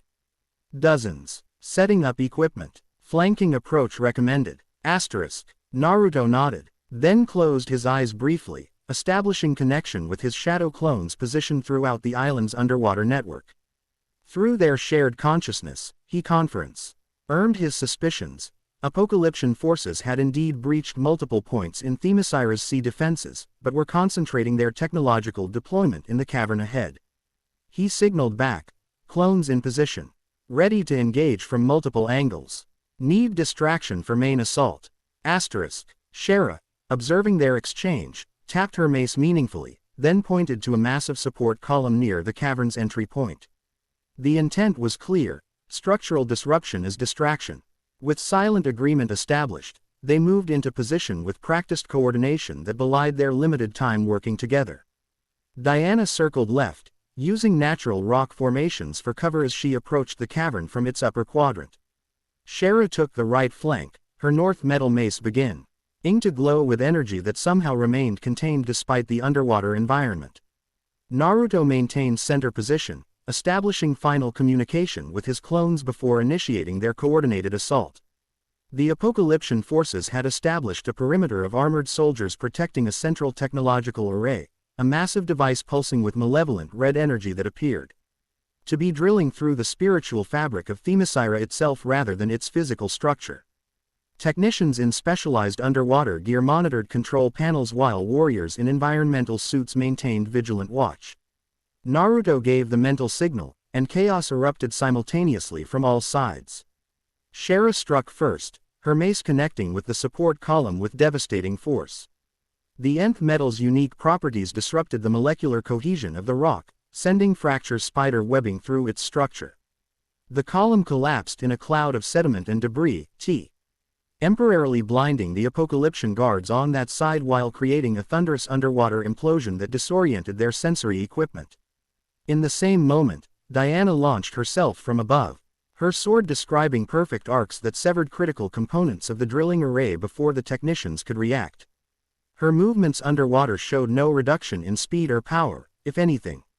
The falls of healing had enhanced her already formidable abilities to godlike levels. Naruto and his clones attacked from remaining angles, each employing a different variation of his newly developed techniques. Some used Rasengan modified with source energy that maintained perfect stability even underwater, creating localized whirlpools that disrupted enemy formations. Others engaged in direct combat, their enhanced strength and speed proving more than match for Apocalypse's armored soldiers. Naruto himself targeted the command unit, a heavily armored figure directing operations from a protected position near the drilling array. As he closed distance, he recognized the commander from New Genesis intelligence briefings, Kanto, Darkseid's master assassin and technological savant. Kanto spotted his approach and responded with chilling efficiency, activating a personal shield that repelled Naruto's initial attack while simultaneously deploying miniaturized weapons that fired concentrated energy bolts through the water. The New Genesis sage himself, Kanto's voice carried clearly despite the underwater environment, transmitted through some technological means that bypassed normal acoustics. Lord Darkseid will be pleased when I deliver your body for study. You wouldn't be the first to try, Naruto replied, his own voice carried by chakra manipulation techniques adapted for underwater communication. None of them succeeded. They weren't me, Kanto stated with cold confidence. The assassin moved with unexpected speed, his underwater mobility enhanced by Technologica L means that rivaled Naruto's chakra-based adaptations. Their combat unfolded in 3 dimensions, utilizing the underwater environment in ways surface battles never could. Naruto found himself countering attacks from above, below, and all sides simultaneously as Kanto deployed increasingly deadly weapons from his seemingly inexhaustible arsenal. Across the cavern, Diana faced similar challenges, as Apocalyptian elite guards converged on her position. Yet she fought with the fluid grace of someone born to underwater warfare, her sword and shield becoming extensions of her will as she cut through their ranks with methodical precision. Shara had engaged what appeared to be the technical specialists, her north metal mace disrupting both their equipment and the personal protection systems they desperately activated. Her Thanagarian combat training translated seamlessly to underwater warfare, her powerful wings providing devastating momentum to each strike. For several minutes, the battle appeared evenly matched, the three infiltrators and Naruto's clones holding their own against superior numbers through tactical coordination and individual skill. But the tide turned when Kanto activated a device attached to his armor's chest plate. "You fight impressively for one still learning his capabilities," the assassin acknowledged as he retreated toward the drilling array. But Darkseid prepares for all contingencies. The device pulsed with sickly yellow energy that spread outward in concentric rings. As each ring passed through Naruto's clones, they dissipated instantly, not with the usual puff of smoke, but with tiny implosions of twisted space-time that seemed to erase them from existence itself. "Molecular destabilizer," Shara shouted in warning, her voice carrying despite the water's resistance. "It targets duplicated matter patterns." Naruto felt each clone's destruction as a brief, sharp pain accompanied by fragmented information, their experiences in their final moments flooding back to him. With growing alarm, he realized the weapon affected not just his clones but was gradually extending its influence toward his actual body, creating a sensation like reality itself trying to reject his presence. "The source protects its own," Kanto observed with scientific detachment, "but even cosmic energy has frequencies that can be disrupted with proper application of opposing vibrations." Diana, recognizing the immediate threat, disengaged from her opponents with explosive force, propelling herself toward Naruto with one hand extended. "Take my hand. The lasso's energy can stabilize you." Without hesitation, Naruto reached for her as the destabilizing field intensified around him. Their fingers connected just as the golden lasso at Diana's hip activated of its own accord, its divine energy spreading to encompass them both in a protective aura that repelled the weapon's effect.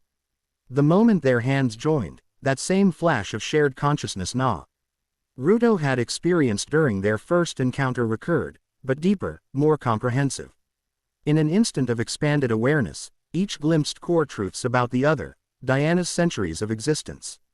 Her struggles between duty and personal desire, her fundamental compassion tempered by warrior's necessity, Naruto's childhood isolation, his hard-won bonds, his unwavering determination to protect those precious to him regardless of personal cost. The connection lasted mere seconds before combat necessity reasserted itself, but something fundamental had shifted between them, a recognition that transcended ordinary understanding. Kanto, observing the lasso's unexpected intervention, adjusted his strategy immediately. Fascinating. The interaction between source energy and divine artifacts produces harmonic resonance patterns worth further study. He activated another control sequence, and the drilling array's pulsing red energy redirected toward a new target, not Themyscira's foundations, but a specific point in the cavern wall where ancient symbols had been carved into the living rock. "The gateway seal." Diana's voice carried alarm as she recognized his intent. "He's trying to overload the containing symbols." "Yes," Kanto confirmed with the calm satisfaction of a scientist observing a successful experiment. Lord Darkseid determined the gateway requires specific energy signatures to unlock, including the divine power of Themyscira combined with New Genesis source manipulation. Our presence was calculated, Shara realized, fighting her way toward them through Apocalyptian soldiers with grim determination. They wanted us to bring Naruto here. More precisely, Kanto corrected, we needed the reaction between his unstable source energy and Princess Diana's divine artifacts to create the harmonic key. He gestured toward where the lasso's golden energy still intermingled with Naruto's aura. "Thank you for providing exactly what was required." The drilling array's beam intensified, focusing on the point where ancient symbols glowed in response to the combined energies in the cavern. Cracks began to form in the cavern wall, not physical fractures, but tears in the dimensional fabric itself, revealing glimpses of swirling cosmic energy beyond. "The gateway is destabilizing," Diana shouted, already moving toward the array with clear intent to destroy it. "If it collapses completely, the dimensional breach could expand beyond containment." Kanto seemed unconcerned by this possibility. "Controlled destruction remains destruction. Lord Darkseid requires access to the pathways beyond, not their preservation." Naruto assessed the rapidly deteriorating situation with strategic clarity, his mind processing options with the enhanced cognition granted by both his sage abilities and New Genesis training. The gateway's collapse threatened not just Themyscira but potentially multiple connected realms. Yet direct attack on the drilling array had proven ineffective against its self-repairing technology. A solution crystallized, risky, potentially catastrophic, but with higher probability of success than conventional approaches. Diana, Shara, he called, already positioning himself between the array and the fracturing gateway. I need to redirect the energy flow, not stop it. Cover me from Kanto while I establish the circuit. Without waiting for acknowledgement, he began the delicate process of channeling dual energies simultaneously, his chakra forming the structural framework while source energy provided the raw power necessary to intercept the array's destructive beam. This was precisely the technique he'd been struggling to master during training, the balanced integration of fundamentally different power sources. Diana immediately grasped his intention, positioning herself to engage Kanto directly while Shara targeted the remaining Apocalyptian forces with methodical efficiency. Bold strategy, Kanto remarked, deploying additional weapons to counter Diana's advance. Though predictably self-sacrificing, your psychological profile suggested you would prioritize others' safety over your own preservation. You analyzed his psychology but missed his defining characteristic, Diana replied as she parried his attacks with impossible precision. He succeeds where others calculate failure as inevitable. Naruto had established the initial energy framework, creating a lattice of golden chakra between himself and the gateway. Now came the critical phase, integrating source energy without destabilizing the structure. On New Genesis, his previous attempts had failed at precisely this juncture, the cosmic power overwhelming his control.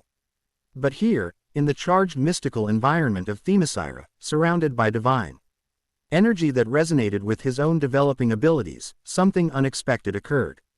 As he began channeling source power, the waters around him responded, the healing properties of the falls somehow facilitating the integration he'd struggled to achieve. The golden chakra framework took on iridescent qualities as source energy flowed smoothly through pathways that had previously rejected it. When the array's destructive beam struck this network, instead of shattering it, the energy was captured, redirected, and transformed, flowing through Naruto's improvised circuit into a controlled relay. Say that actually stabilized the gateway's fractured seal rather than destroying it. Kanto's expression shifted from clinical detachment to genuine surprise. Impossible. The energy differentials should be irreconcilable. You calculated based on theoretical models, Diana countered, pressing her advantage as the assassin's attention divided. He operates on principles your science cannot quantify. The redirected energy completed its circuit, sealing the dimensional fractures with a harmonic resonance that reinforced rather than weakened the ancient barriers. The gateway stabilized, its bowls glowing with renewed intensity before settling back into their dormant state. Kanto assessed the failure of his primary objective with the pragmatic adaptation of an experienced operative. Tactical withdrawal recommended, he announced to his remaining forces, activating a device on his wrist. Secondary objectives achieved. Data collection complete. Before either Diana or Shara could prevent it, swirling red portals materialized around each Apocalyptian soldier, boom tubes modified for underwater operation. Kanto offered a final analytical observation before stepping into his own portal. Your development progresses faster than projected, Sage. Lord Darkseid will adjust calculations accordingly. Within moments, the Apocalyptian forces had vanished, leaving only their damaged equipment and the lingering effects of their incursion. The sudden absence of opposition created an eerie stillness in the underwater cavern, broken only by the gentle current and the subsiding glow of the gateway's symbols. Naruto maintained his position, carefully dismantling the energy circuit he'd created to ensure no residual instability remained. The technique had worked, but the effort had cost him. His muscles trembled with fatigue, and a dull pain pulsed behind his eyes where blood vessels had ruptured from the strain. Diana approached, her expression a complex mixture of victory, concern, and something deeper, perhaps recognition of what had passed between them during their brief mental connection. You succeeded where our ancient protections failed, she stated simply, though the weight of that acknowledgement carried significant meaning coming from an Amazon princess. Not alone, Naruto replied, his characteristic humility asserting itself despite the magnitude of his achievement. The water itself helped somehow. And your lasso provided the initial stabilization.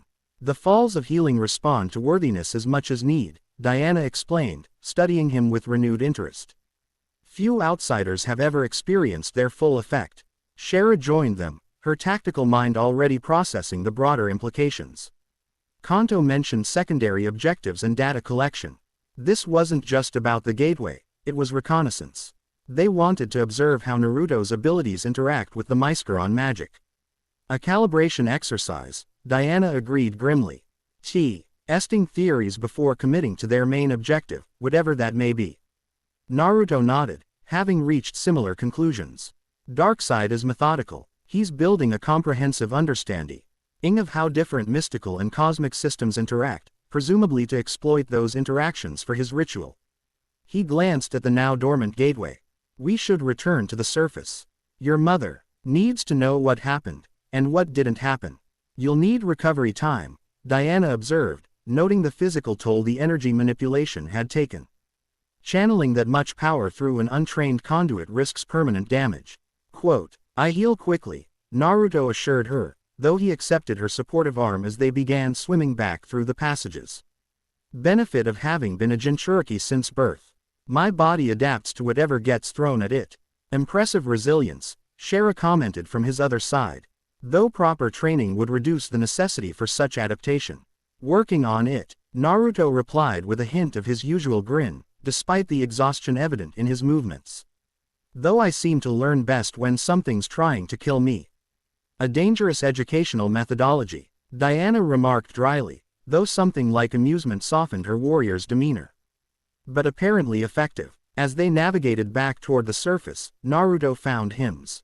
LF acutely aware of Diana's presence beside him, not just physically, but the lingering sense of connection established during their momentary mental link.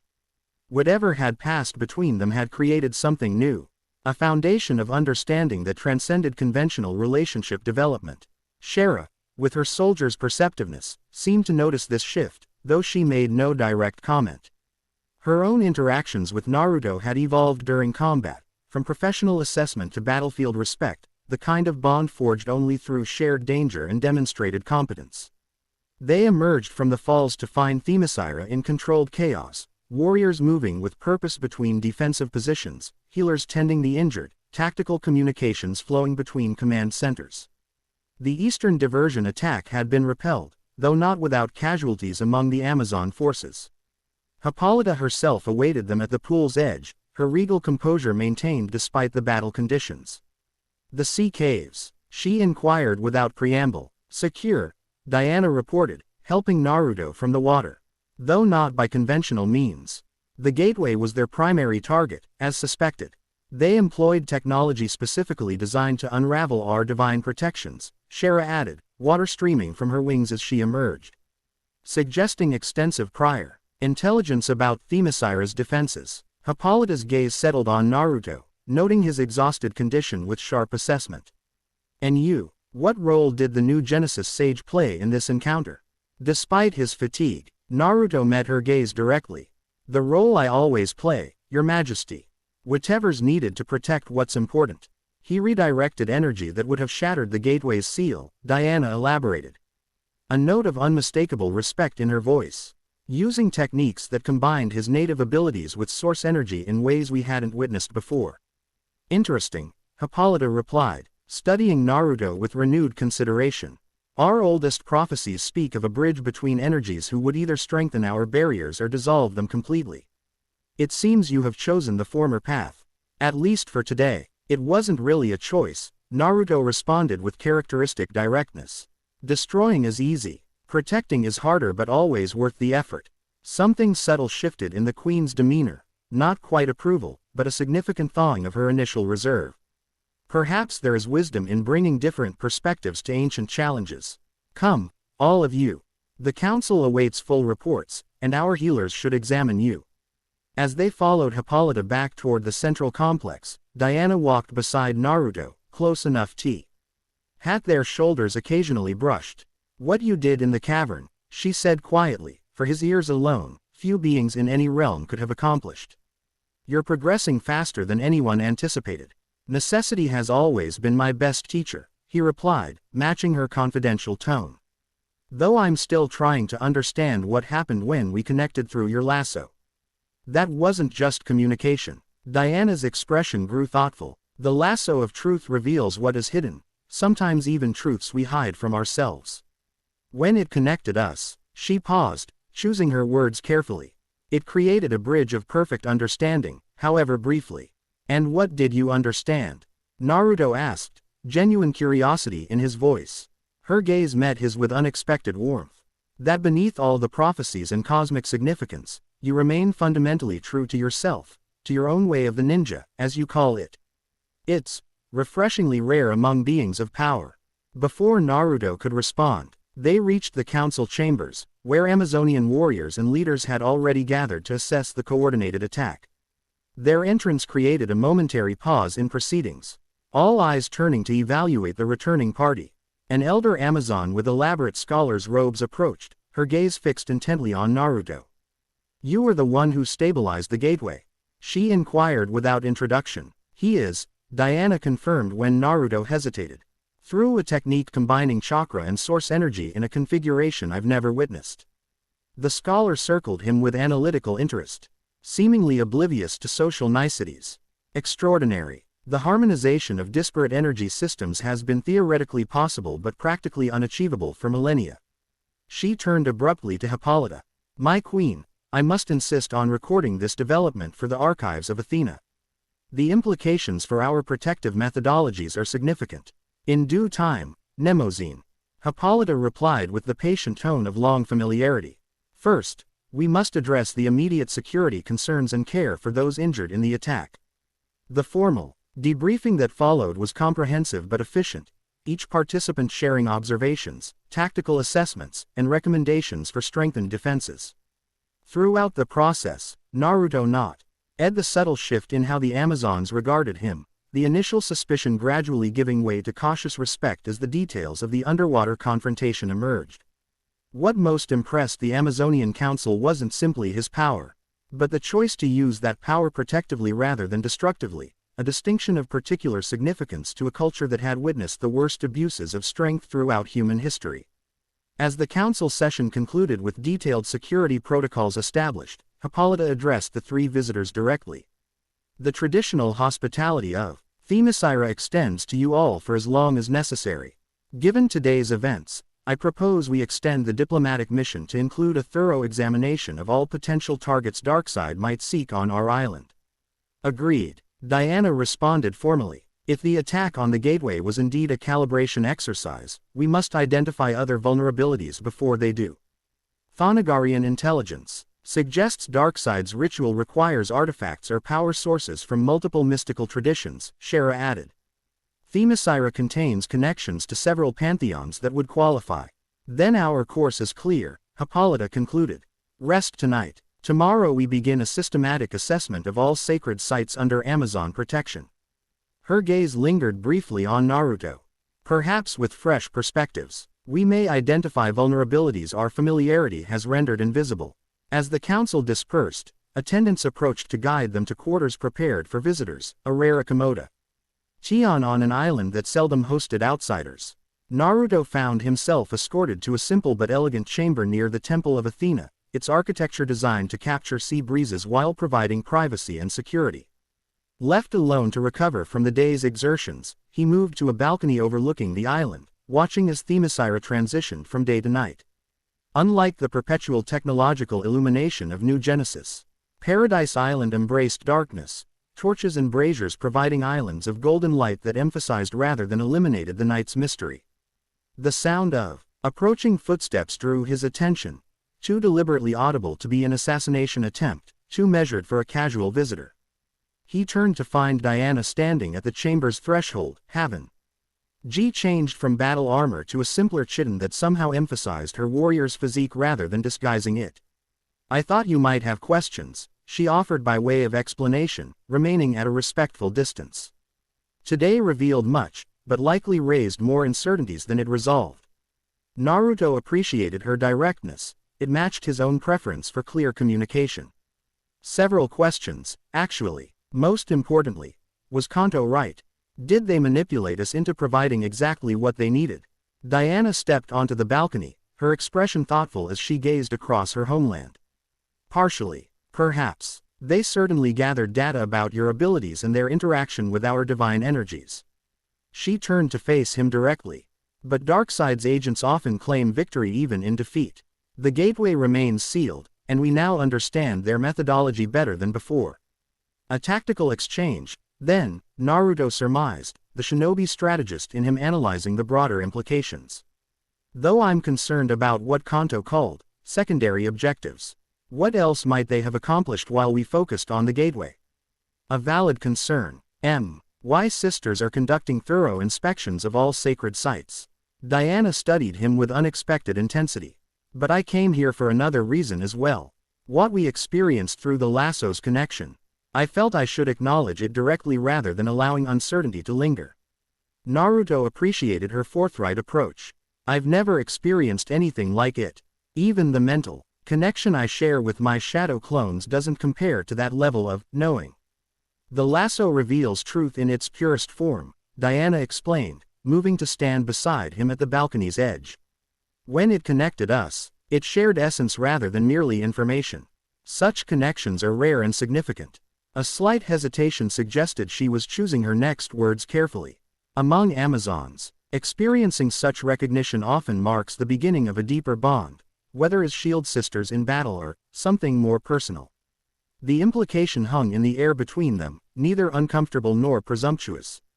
Simply acknowledged as potential. In my world, Naruto responded after thoughtful consideration, we believe bonds between people create strength greater than any individual power. My entire life has been shaped by connections, some formed through shared pain, others through mutual goals, many through the simple choice to recognize each other's value. He turned to face her directly. Whatever connection began between us today, I'd like to understand it better. Without prophecies or cosmic significance clouding things. A genuine smile softened Diana's feet. Yours, not the reserved diplomatic expression she often maintained, but something warmer and more personal. A refreshingly straightforward perspective. Most beings encountering the lasso's effects Biko. Me either frightened by such transparency or obsessed with its implications. I've never been great at complicated responses, Naruto admitted with a self-deprecating smile. My friends would tell you subtlety isn't exactly my specialty. Quote, there is power in directness, Diana observed, the distance between them somehow diminishing without either consciously moving closer. Particularly in a LD of diplomatic obfuscation and strategic half-truths. Their conversation might have continued along this promising trajectory had not a sudden commotion erupted in the courtyard below, Torch's floor. Inga's warriors assembled with urgent purpose. Diana moved immediately to the balcony's edge, her relaxed demeanor instantly replaced by battle readiness. Something's happened. Those are the signals for internal breach. Before she completed the sentence, Shara appeared at the chamber doorway, her wings spread in readiness for immediate flight, mace already in hand. The forge of Hephaestus has been compromised, she reported tersely. While we defended the gateway, a second Apocalyptian team infiltrated the sacred forge. They've stolen something the Amazons call the cosmic anvil. Na's expression darkened with genuine alarm. Impossible. The forge exists partially outside normal space-time. Its defenses are independent of the island's main barriers. Nevertheless, your sisters confirmed the theft moments ago. Shara replied grimly. The attack on the gateway was indeed misdirection, exactly as we feared. Naruto had already activated his sensory abilities, extending his awareness across the island. There's a dimensional disturbance on the western cliffs, similar energy signature to boom tube technology but somehow muted. They're masking their escape, Diana realized, already moving toward the door. We must intercept them before they complete transition off-world. Without further discussion, the three moved with coordinated purpose, Diana leading with int. I made knowledge of Themyscira's fastest routes, Shara taking to the air for aerial reconnaissance, Naruto creating shadow clones to establish a perimeter around the detected disturbance. As they raced toward the western cliffs, Naruto found himself reflecting on the day's developments with strategic clarity. Darkseid had achieved exactly what he wanted, not just data on Naruto's abilities, but a Powerful artifact presumably useful for his multiversal ritual. Yet something else had been gained as well. Bonds beginning to form between unlikely allies, connections that transcended their different origins. If prophecy insisted he become a bridge between worlds, perhaps it began not with cosmic power but with understanding, the recognition of shared purpose across dimensional boundaries. As three warriors converged on the cliff's edge, preparing to confront whatever remained of the apocalyptic infiltration, Naruto felt that bridge strengthening with every coordinated movement and shared glance. Whatever Darkseid planned, he would face not isolated individuals but connected worlds. And in that, perhaps, lay their greatest hope. Chapter 2 End Chapter 3, Stars Crossing. Shimmerin. Auroras rippled across the observation deck's transparent dome, casting prismatic reflections throughout the otherwise dimly lit space. 3 weeks had passed since the incursion on Themyscira, and the Watchtower, the Justice League's orbiting headquarters, had become Naruto's temporary home as Earth's heroes coordinated their response to Apocalypse's growing threat. Naruto stood alone at the viewport, his silhouette outlined against Earth's blue curvature below. Though he'd witnessed extraordinary vistas on New Genesis, something about seeing his home dimension's planet from this perspective struck him with particular poignancy. Somewhere down there, invisible from this distance, lay Konoha and everyone he'd left behind. Did time flow differently there as well? Were they still waiting for his return? Or had their lives continued forward while his took this unexpected cosmic detour? "Penny for your thoughts," came a voice from behind him, distinctly feminine but with a resonant quality that suggested power carefully contained. Naruto turned to find Zatanna Zatara approaching, her stage magician's outfit exchanged for the more practical uniform she wore on League missions. Despite the serious circumstances, she maintained the confident poise that had made her famous on stages worldwide before her magical abilities drew her into more consequential conflicts. "I was just wondering what home means when you're stretched between worlds," he replied honestly. "Everything feels simultaneously familiar and foreign now." Zatanna leaned against the railing beside him, studying Earth below with similar contemplation. "The hazard of living between realities. I bounce between the mundane world of my performances and realms where the fundamental laws of existence are entirely different." A wry smile curved her lips. "It makes holiday gatherings awkward when half your friends are talking about sports scores while others are discussing interdimensional breach protocols." Her attempt at lightening the mood succeeded in drawing a genuine smile from Naruto. In the weeks since arriving at the Watchtower, he'd developed an easy rapport with the sorceress. Her magical perspective on energy manipulation provided insights that complemented his New Genesis training, and her grounded humor offered welcome contrast to the often ponderous gravity of cosmic entities. "The League meeting's starting," she added after a comfortable moment of shared silence. "Batman sent me to find you. Apparently, your energy signature makes conventional communications unreliable." Her quotes around the final word suggested direct quotation. Translation: "I accidentally fried 3 communicators last week," Naruto admitted with a sheepish grin. "Still working on containing the source energy flares when I get distracted. Better than my early days," Zatanna confided as they walked toward the conference room. "I once accidentally turned the entire Titan's tower intangible during a sneeze. Took 3 days and a Welsh incantation scroll to restore molecular cohesion." Their easy conversation paused as they entered the League's main conference chamber, a circular room dominated by a massive table that could accommodate dozens of Earth's greatest heroes.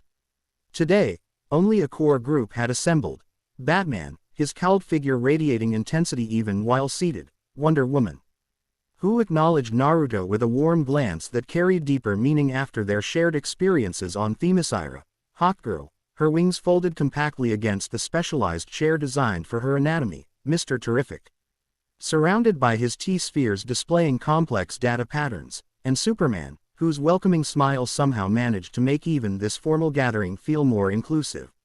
"Ah, our dimensional traveler arrives," Superman observed, gesturing to an empty seat. "We were just reviewing the latest energy disturbance patterns." Batman activated the central holographic display without preamble. 17 anomalies recorded within the past 72 hours, he stated, his tone clinically precise. each exhibiting harmonic frequencies that match the energy signature we've cataloged as chakra, but with quantum fluctuations consistent with source energy interference. The display showed a three-dimensional map of the solar system, pinpoint locations glowing with VA Rying intensity to indicate anomaly strength. Naruto studied the pattern with growing concern. They're forming a convergence lattice, he observed, applying the analytical framework Highfather had drilled into him during his new Genesis training. Each point strengthens the others, gradually establishing a stable network. Precisely, Mr. Terrific confirmed, his T-spheres reorganizing to display additional data layers. The anomalies initially appeared random, but when factoring in five-dimensional spatial mathematics, they create a perfectly aligned energy grid. One that, if completed, could theoretically sustain a permanent bridge between dimensions. Darkseid establishing infrastructure for invasion? Superman questioned, his brow furrowing with concern. Possibly, Wonder Woman replied. But the pattern resembles ancient mystical configurations as well, specifically, those associated with ritual summoning rather than military incursion. Naruto rose from his seat, moving closer to examine the holographic display. With careful concentration, he extended his sensory abilities, not physically touching the hologram, but perceiving the energy patterns it represented through his developing cosmic awareness. These aren't just random points, he concluded after a moment of intense focus. They're resonance anchors, each one attunes to a specific frequency of multiversal energy. His eyes narrowed as understanding crystallized. He's creating calibration points that match the cosmic anvil stolen from Themyscira. The forge of Hephaestus created the anvil to shape divine weapons. Diana elaborated for those unfamiliar with Amazonian artifacts. Its power lies in its ability to harmonize disparate energies into singular purpose. Which aligns with our theory about Darkseid's ultimate goal. Batman interjected, manipulating the display to show additional data. The ritual described in the ancient texts recovered from Apocalypse suggests he seeks to merge specific energy signatures from across the multiverse, divine, magical, cosmic, and elemental. Creating a metaphysical tuning fork, Zatanna concluded, her expertise in mystical theory evident in her quick grasp of the implications. With sufficient harmonization, he could potentially access the source directly, bypassing the natural barriers that prevent direct manipulation. And if he succeeds TADS, Superman began. Reality itself would be subject to his will, Hawkgirl finished grimly. No realm would remain beyond his reach. A tense silence settled over the chamber as the full implications registered. Naruto found himself reflecting on how seamlessly he had integrated into these strategy sessions despite his relatively recent arrival. These heroes, legends across multiple dimensions, had accepted his insights and abilities with remarkable openness, incorporating his perspective into their planning without the hesitation or suspicion he might have expected. The most recent anomaly manifested near the Hyades cluster. Mr. Terrific continued, breaking the momentary silence. Initial scans indicate unusual activity consistent with non-terrestrial technology interacting with the distortion field. Which brings us to our immediate concern, Batman stated, shifting the display to show a distant star system. Long-range sensors detected a distress signal from a Tamarana research vessel approximately 14 hours ago. The signal terminated abruptly after reporting unexpected contact with reality fractures, exhibiting properties similar to our anomalies. Tamarinines are studying these phenomena too, Naruto inquired, unfamiliar with the species despite his crash course in cosmic civilizations. The Tamarinine Scientific Academy has specialized in quantum energy research for centuries. Superman explained. They're particularly interested in emotional energy transference and its effects on physical matter, which might explain their interest in these disturbances. Their technology is highly advanced but relies on emotional energy harmonics rather than conventional power sources, Batman added. Which potentially makes them vulnerable to these specific anomalies. And valuable to Darkseid's research, Diana observed with growing concern. If he's cataloging different energy manipulation methodologies across dimensions, then a civilization that powers technology through emotional energy would definitely interest him, Zatanna concluded. Another piece for his multiversal puzzle. We're dispatching an investigation team immediately, Superman announced. The anomaly's location makes conventional travel problematic, so we'll utilize drive Palmer's experimental quantum tunnel technology. Fast insertion, assessment, and extraction if necessary. I'm going, Naruto stated. Not as a request but as simple fact. The determined set of his jaw suggested he expected no argument. Batman's cowled gaze settled on him with analytical intensity. Your energy signature bears similarities to these anomalies. Sending you directly into one could trigger unpredictable interactions. Exactly, Naruto countered. If these disturbances respond to chakra or source energy, I'm your best chance at stabilizing them, just like I did on Themyscira. He met Batman's stare with unwavering confidence. Besides, if Darkseid's involved, you need one who can counter source-based technology. A subtle exchange of glances between the senior league members suggested a silent evaluation of his reasoning. After a brief moment, Superman nodded. Agreed. Naruto joins the mission team. Along with Wonder Woman, Hawkgirl, and Zatanna.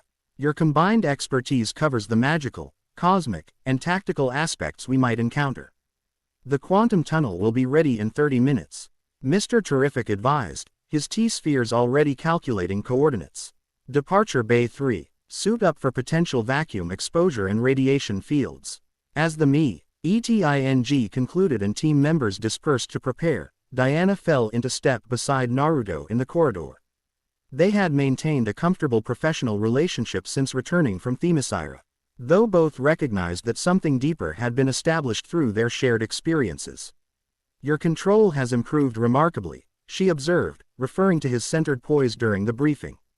3 weeks ago, your energy would have been fluctuating visibly during such a discussion. Naruto acknowledged the observation with a thoughtful nod.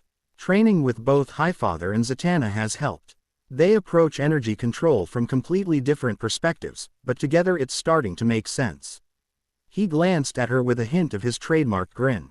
Though I still occasionally short-circuit equipment when I get excited. Progress, not perfection, Diana replied with warm understanding. You've adapted to cosmic scale responsibilities faster than anyone anticipated.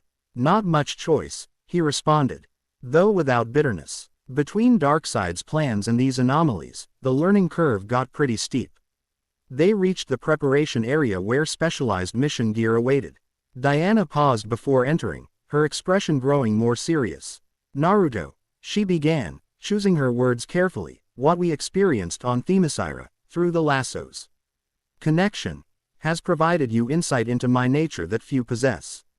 You understand aspects of who I am that normally take years to discover. I've been trying to respect that, he replied, his USUAL directness tempered with genuine consideration.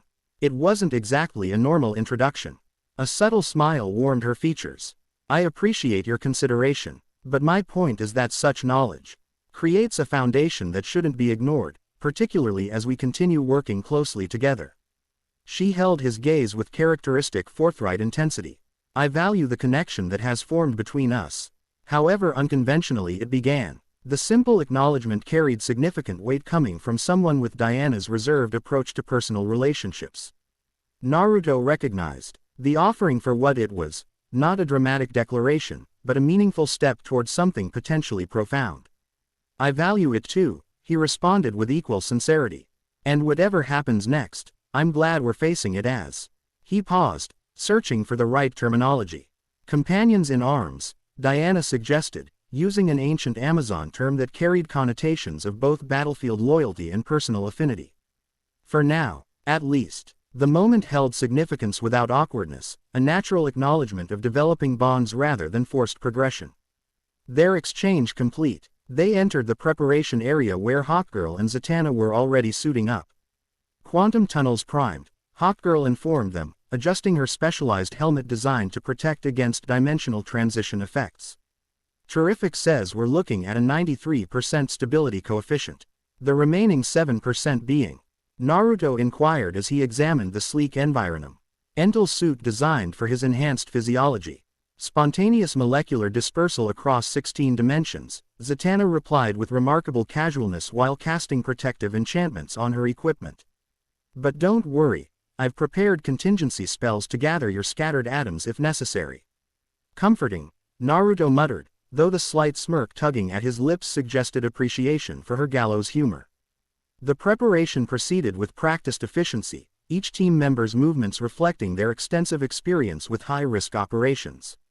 For Naruto, who had grown up in the structured hierarchy of shinobi missions, the Justice League's operational protocols felt surprisingly familiar despite the vastly different context and technology. 28 minutes later, they stood assembled in Departure Bay 3, where a massive circular apparatus dominated the center of the chamber. Energy pulsed through conduits surrounding the ring, creating visible distort ions in the air as the quantum tunnel prepared to activate. Final mission parameters, Batman announced from the control platform. Investigate the anomaly and determine if the Tamarinine research vessel requires assistance. Assess any connection to Darkseid's activities. Do not engage Apocalyptian forces directly unless absolutely necessary. Standard, look but don't touch, protocol, Hawkgirl summarized with a hint of irony. Which typically lasts approximately 12 minutes into any League mission. The anomaly's unusual properties may affect communications, Mr. Terrific warned as final calibrations completed. We've installed quantum entanglement relays in your equipment, but reliability cannot be guaranteed beyond the anomaly's perimeter. Naruto felt the familiar surge of pre-mission focus, the heightened awareness and controlled anticipation that had served him well throughout his shinobi career. Despite the exotic technology and cosmic scale, the essential elements remained consistent: assess, adapt, protect. Quantum tunnel activating in 10 seconds, announced the automated system. Transition matrix stabilizing. Dimensional coordinates locked. The circular apparatus flared with brilliant energy, its center transforming from empty space into a swirling vortex of quantum particles that simultaneously existed and didn't exist. Unlike conventional portals, the quantum tunnel's opening revealed not a destination but a kaleidoscopic pathway through reality itself. 5 seconds to transition. 4, 3, 2, 1. Transition active. Proceed immediately. Wonder Woman took point without hesitation, striding confidently into the quantum aperture with centuries of experience facing the unknown evident in her poised advance. Hawkgirl followed, wings too, CKED tightly against her back as she entered the dimensional corridor. Zatanna paused only to murmur a final protective incantation before stepping through. Naruto moved forward last, mentally preparing for the transition. Despite his experiences with space-time ninjutsu and interdimensional travel via New Genesis methods, the quantum tunnel represented an entirely different approach to traversing reality. The moment he crossed the threshold, conventional perception ceased. His consciousness expanded and contracted simultaneously, experiencing multiple timeline possibilities in fragmented glimpses. The journey lasted both an eternity and an instant, a paradoxical state where temporal reference points lost meaning entirely. Reality reasserted itself with jarring suddenness. Naruto materia, lived in what appeared to be a vast expanse of open space, stars stretched endlessly in all directions. Momentary disorientation gave way to trained awareness as his enhanced senses rapidly assessed their arrival point. They hadn't emerged into empty space as it first appeared, but rather a massive distortion field where normal space had been warped into a bubble-like configuration. At its center hovered what must be the Tamarinine research vessel, an elegant craft with organic-looking curves that suggested a design philosophy fundamentally different from Earth or New Genesis technology. Surrounding the vessel, barely visible to normal perception but glowing vividly to Naruto's enhanced senses, pulsed the anomaly itself, a fracture in reality that twisted electromagnetic radiation and gravitational forces into complex patterns. Transition successful, Wonder Woman confirmed, her voice slightly distorted through the communication system built into their environmental suits. Everyone intact. Defined broadly, yes, Zatanna replied, her mystical senses clearly detecting the same reality distortions Naruto perceived. Though intact feels subjective when reality itself isn't maintaining consistent physical laws. The ship appears damaged, Hawkgirl observed, her Thonogarian technology providing tactical analysis. Multiple hull breaches, life support systems operating at minimum capacity. Energy signatures suggest approximately 27 lifeforms aboard, but readings fluctuate unpredictably. Naruto extended his awareness toward the anomaly, carefully probing its street rupture with his developing source sensitivity. This isn't natural, he stated with growing certainty. The fracture pattern has a designed architecture, someone created this deliberately. Apocalypse. Diana questioned, already maneuvering toward the damaged vessel with the practiced ease of someone accustomed to vacuum operations. Not exactly, Naruto replied, focusing deeper. It carries similar energy patterns but modified. Like someone adapted their technology for a different purpose. He gestured toward where the distortion field seemed to pulse with particular intensity. There's a device at the center generating the field. It's drawing power from the ship somehow. The Tamarinine's emotional energy technology, Zatanna surmised. They're harvesting it. We need to board that vessel, Diana decided. Hawkgirl, can you establish communication? Attempting now, Shara replied, activating specialized equipment built into her helmet. Broadcasting on all standard Freku, NCs plus Thonagarian emergency channels. For several tense moments, only static answered their hails. Then, abruptly, the communication system crackled with a response, fragmented, distorted, but unmistakably sentient. Require assistance. Attacked by unknown. Emotional dampening technology. Research data compromised. We're receiving you, Tamarinine vessel, Diana responded. Justice League responding to your distress signal. Preparing to board and render assistance. Caution advised. The transmission continued brokenly. Reality instability increasing. Affecting crew physiology. Emotional connectivity disrupted. I can stabilize a corridor through the distortion field, Naruto offered, already beginning to channel his unique energy. Golden chakra infused with source power extended from his hands, forming a visible pathway through the quantum fluctuations separating them from the ship. Impressive application, Zatanna noted with professional appreciation. You're essentially creating a localized pocket of stable spacetime. Something I've been working on with Highfather, Naruto explained as he maintained the energy corridor. Though usually in controlled environments, not, whatever this is. The team advanced through Naruto's stabilized pathway, approaching the damaged vessel with cautious efficiency. As they drew closer, the extent of the attack became evident. Precision strikes had disabled propulsion and defensive systems while leaving life support and research sections largely intact, suggesting the attackers wanted something preserved aboard. They react. Head and airlock that had been partially compromised, its inner safety protocols still functioning despite outer damage. Hawkgirl interfaced her Thonagarian technology with the ship's systems, overridden. Emergency lockdowns to grant them entry. The airlock cycled, admitting them to an interior corridor bathed in dim emergency lighting. The ship's artificial gravity functioned intermittently, creating a disorienting environment where normal orientation shifted unpredictably every few meters. Life signs strongest in the central chamber, Hawkgirl reported, consulting her scanner. Multiple biosignatures, but erratic. Something's interfering with normal Tamarinine physiology. Their emotional energy matrix, Zatanna suggested. Tamarinines channel emotions physically, if something's disrupting that process. They proceeded cautiously through corridors showing signs of both battle damage and the strange reality fluctuations caused by the anomaly. Periodically, sections of the ship med to phase partially out of normal spacetime, becoming transparent or displaying impossible geometries before snapping back to conventional reality.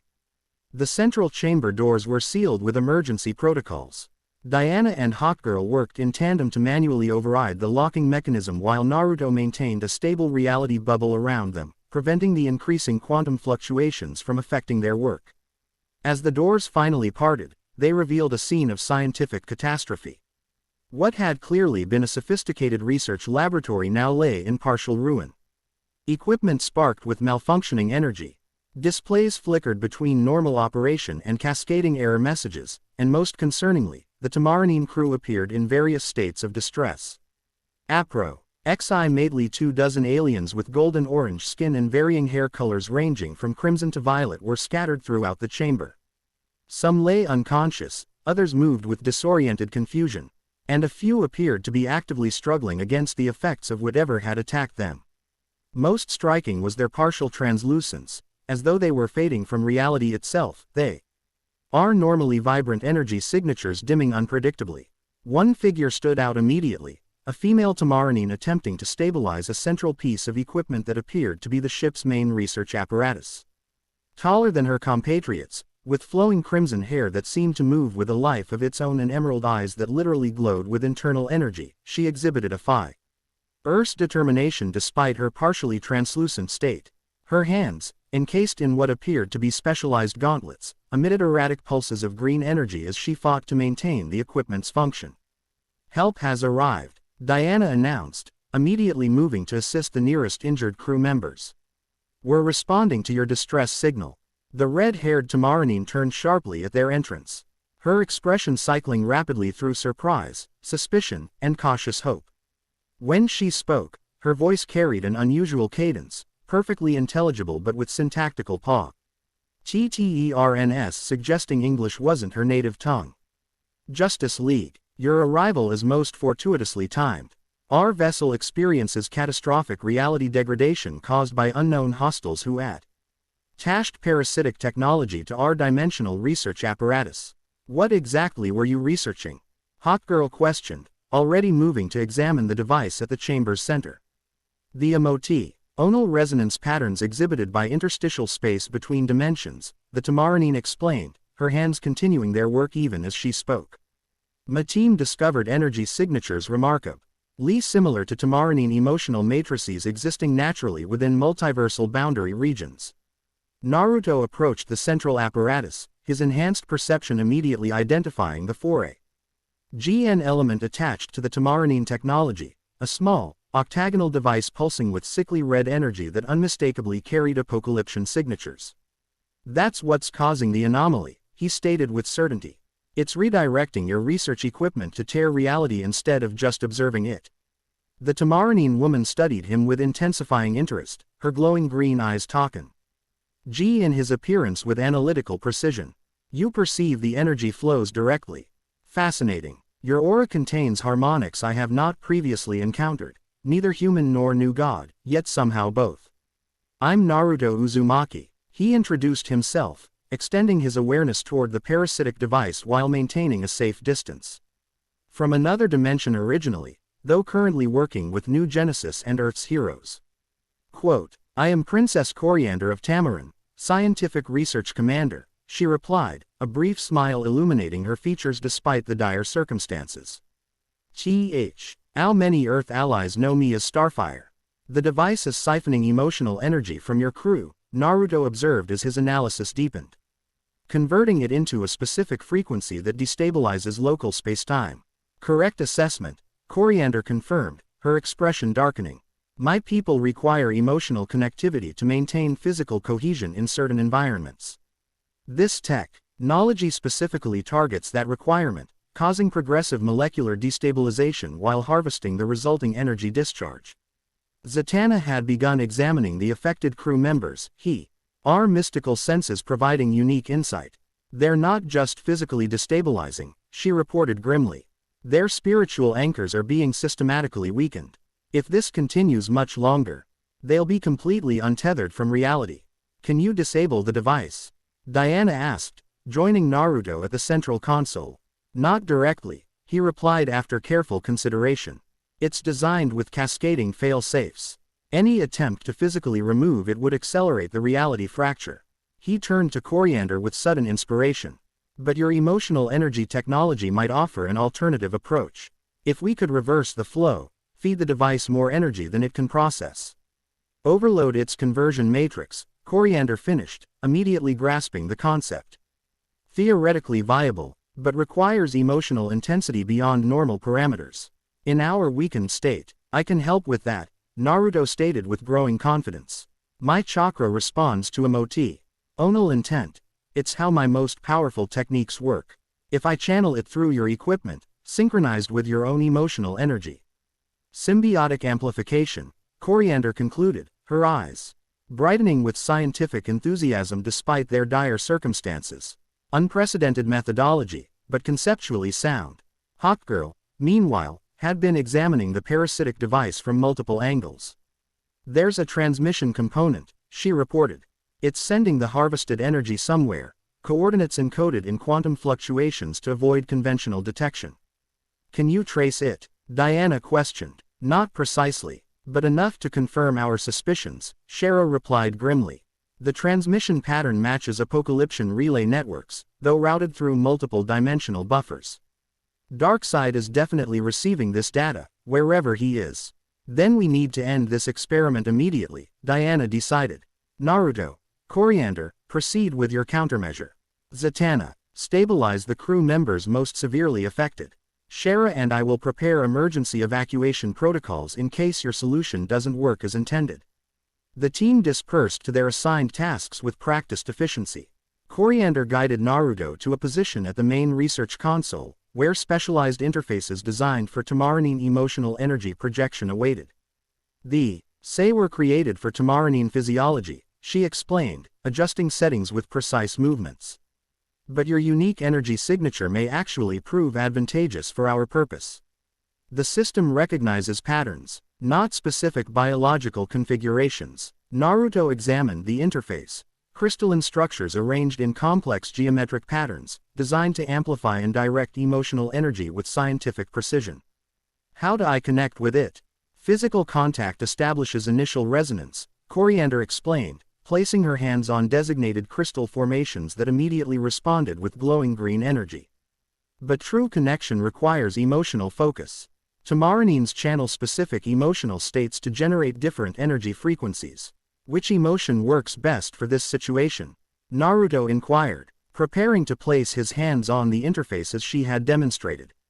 Coriander's expression became both serious and somehow more vibrant. For maximum disruptive potential against technology designed to harvest negative emotional discharge. Joy. Her eyes met his with unexpected intensity. Pure, unbridled joy is what the device would least expect and be least equipped to process. The directive caught Naruto momentarily off guard. Most combat situations called for determination, anger, or focused resolve, not happiness. Yet as he considered the approach, it made perfect sense against a system designed to feed on distress and fear. Joy it is, he agreed with growing confidence. Closing his eyes briefly, he accessed memories that reliably evoked that specific emotion. Iruka acknowledging him as a true shinobi. Team 7's rare moments of perfect harmony, Kurama finally accepting their partnership, the faces of those he'd protected successfully. As Naruto placed his hands on the crystal interface, Coriander did the same, their fingers nearly touching across the geometric pattern. Focus on your happiest memories, she instructed, her own expression transforming as she accessed whatever brought her personal joy. Allow the emotion to flow without restriction or self-consciousness. Naruto complied, surrendering to memories that had sustained him through his darkest moments. As he did, his chakra responded, flowing not with the fierce intensity of combat techniques, but with a warmer, more radiant quality that carried the essence of his most cherished connections. The interface activated immediately, the crystals glowing with combined energy, Coriander's emerald power intertwining with Naruto's golden chakra in spiraling patterns that spread throughout the research equipment. Where they touched, reality itself seemed to strengthen, quantum fluctuations stabilizing as the parasitic device began to lose its disruptive influence. It's working, Zatanna called from across the chamber, where affected Tamarinines were gradually regaining their solid form. Whatever you're doing, the crew's spiritual anchors are re-establishing. The parasitic device, however, responded to their countermeasure with increasing resistance, its malevolent red glow intensifying as it attempted to adapt to the unexpected energy pattern. More, Coriander urged, her own power visibly strengthening as she leaned into the effort. The device compensates. We must overwhelm its adaptive protocols with emotional intensity it cannot categorize. Naruto recognized the challenge immediately. Maintaining pure joy under pressure required a different kind of mental discipline than combat focus. Drawing on his sage training, he deepened his emotional connection, moving beyond specific memories to the underlying essence that connected them all. Bonds forged through shared struggle, understanding reached across difference, the fundamental recognition of another's inherent value. As his emotional focus intensified, something unexpected occurred. His chakra, already infused with source energy from his new Genesis heritage, began integrating with Coriander's emotional power in ways neither had anticipated. Where their energies merged, new patterns formed, neither purely chakra nor purely Tamarinine, but a harmonious synthesis that radiated with extraordinary potential. The parasitic device's resistance faltered as this combined energy flowed through the ship's systems. Its adaptive algorithms, designed to process and harvest specific emotional frequencies, Encountered a pattern it couldn't categorize or control. Overload warnings flashed across monitoring displays as the device's conversion matrix destabilized under the onslaught of positive emotional energy. Almost there, Coriander encouraged, her own joy visibly manifesting as her translucence completely reversed, her form becoming more vibrant than before. The resonance cascade approaches critical threshold. Throughout the chamber, affected Tamarinines rapidly recovered as the device's influence waned. Reality stabilized around them, quantum fluctuations diminishing as normal spacetime reasserted its dominance. With a final surge of combined effort, Naruto and Coriander channeled their emotional energy directly into the parasitic device. The octagonal mechanism convulsed, with conflicting energy patterns before emitting a high-pitched whine that rapidly ascended beyond audible range. Moments later, it simply collapsed, its structure imploding into a singularity point. Before vanishing entirely, not destroyed so much as removed from reality itself. The ship's systems immediately stabilized, emergency lighting replaced by normal illumination as power distribution normalized. The research equipment, freed from external manipulation, returned to its intended function, displaying readings that presumably made sense to Tamarinine scientists. Naruto and Coriander withdrew their hands from the interface simultaneously, both somewhat breathless from the intensity of their shared effort. An unusual connection lingered between them, not the profound knowing that had occurred with Diana through the lasso of truth, but something equally significant in its own way, the recognition of kindred spirits who processed emotion with similar transparency and intensity. Your emotional clarity is remarkable, Coriander observed, studying him with undisguised interest. Most beings from Earth or even New Genesis maintain substantial barriers between feeling and expression. You channel emotion directly, as Tamarinines do. Where I come from, hiding how you feel usually creates more problems than it solves, Naruto replied with characteristic directness. Took me years to understand that not everyone sees things that way. A brilliant smile illuminated Coriander's features. Indeed, the unnecessary complications beings create through emotional obfuscation has always puzzled me. Her expression shifted to one of scientific curiosity. Your energy signature stabilized our reality fracture with unexpected efficiency. The harmonic integration between your chakra and Tamarinine emotional matrices suggests fascinating research potential.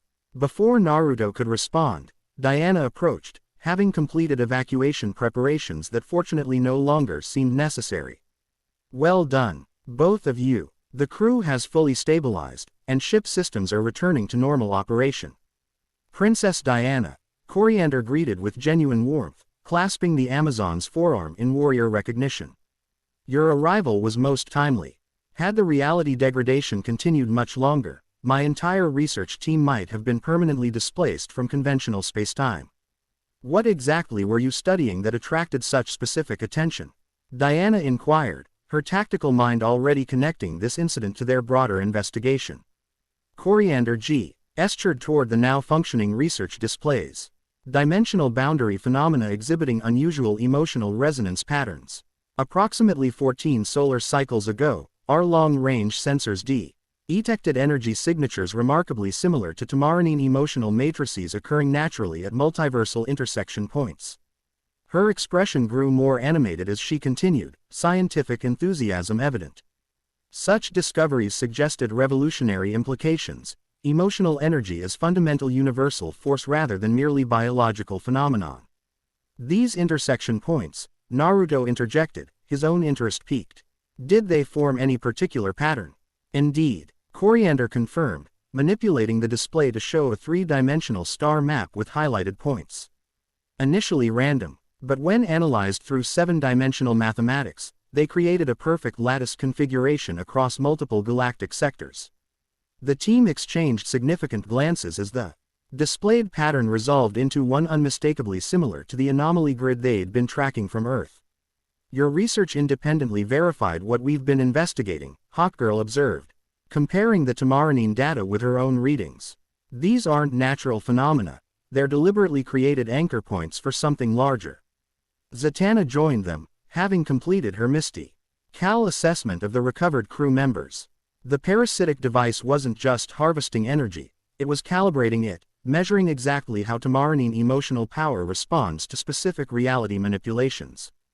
Darkseid creating a comprehensive energy catalog, Diana concluded grimly.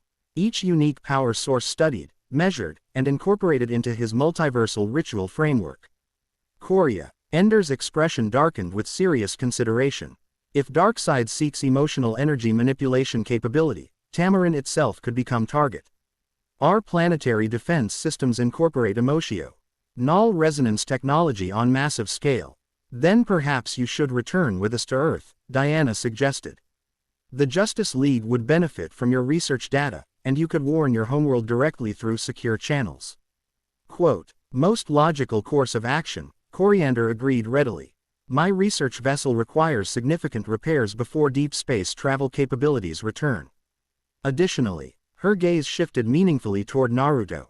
The harmonic integration phenomenon we experienced warrants further investigation.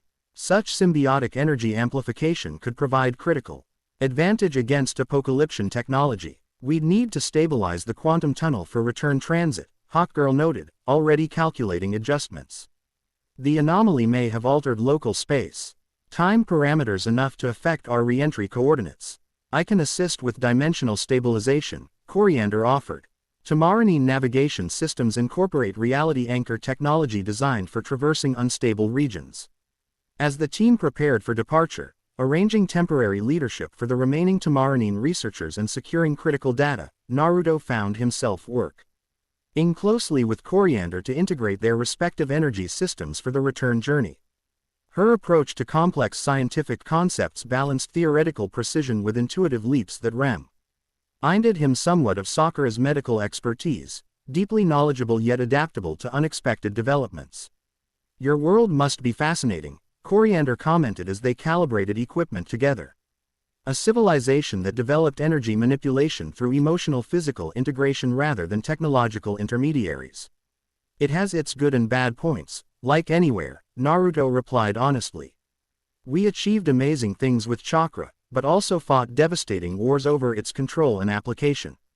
The universal paradox of power, she observed with surprising philosophical depth beneath her exuberant demeanor. On Tamarin, similar conflicts shaped our cultural evolution. Some advocated emotional suppression for safety, others embraced full expression despite risks. A bright smile suddenly transformed her serious expression. The expressionists eventually prevailed, fortunately for current generations. Her rapid transitions between scientific focus, philosophical insight, and joyful enthusiasm created an engaging conversational pattern unlike any Naruto had previously encountered. Most beings he'd met since leaving his home dimension maintained more consistent emotional presentations. Diana's measured warrior's poise, Batman's calculated intensity, Highfather's cosmic detachment. Coriander's emotional transparency felt refreshingly familiar, reminiscent of his own natural tendency toward expressive authenticity. All preparations complete, Diana announced, gathering the team near the modified quantum tunnel interface they'd established using combined Justice League and Tamarine technology. Coordinates locked for Watchtower return. Everyone ready. Final confirmations exchanged, the hybrid portal activated, its swirling energy pattern display in G. The unique golden-green harmonic created by Naruto and Coriander's combined power.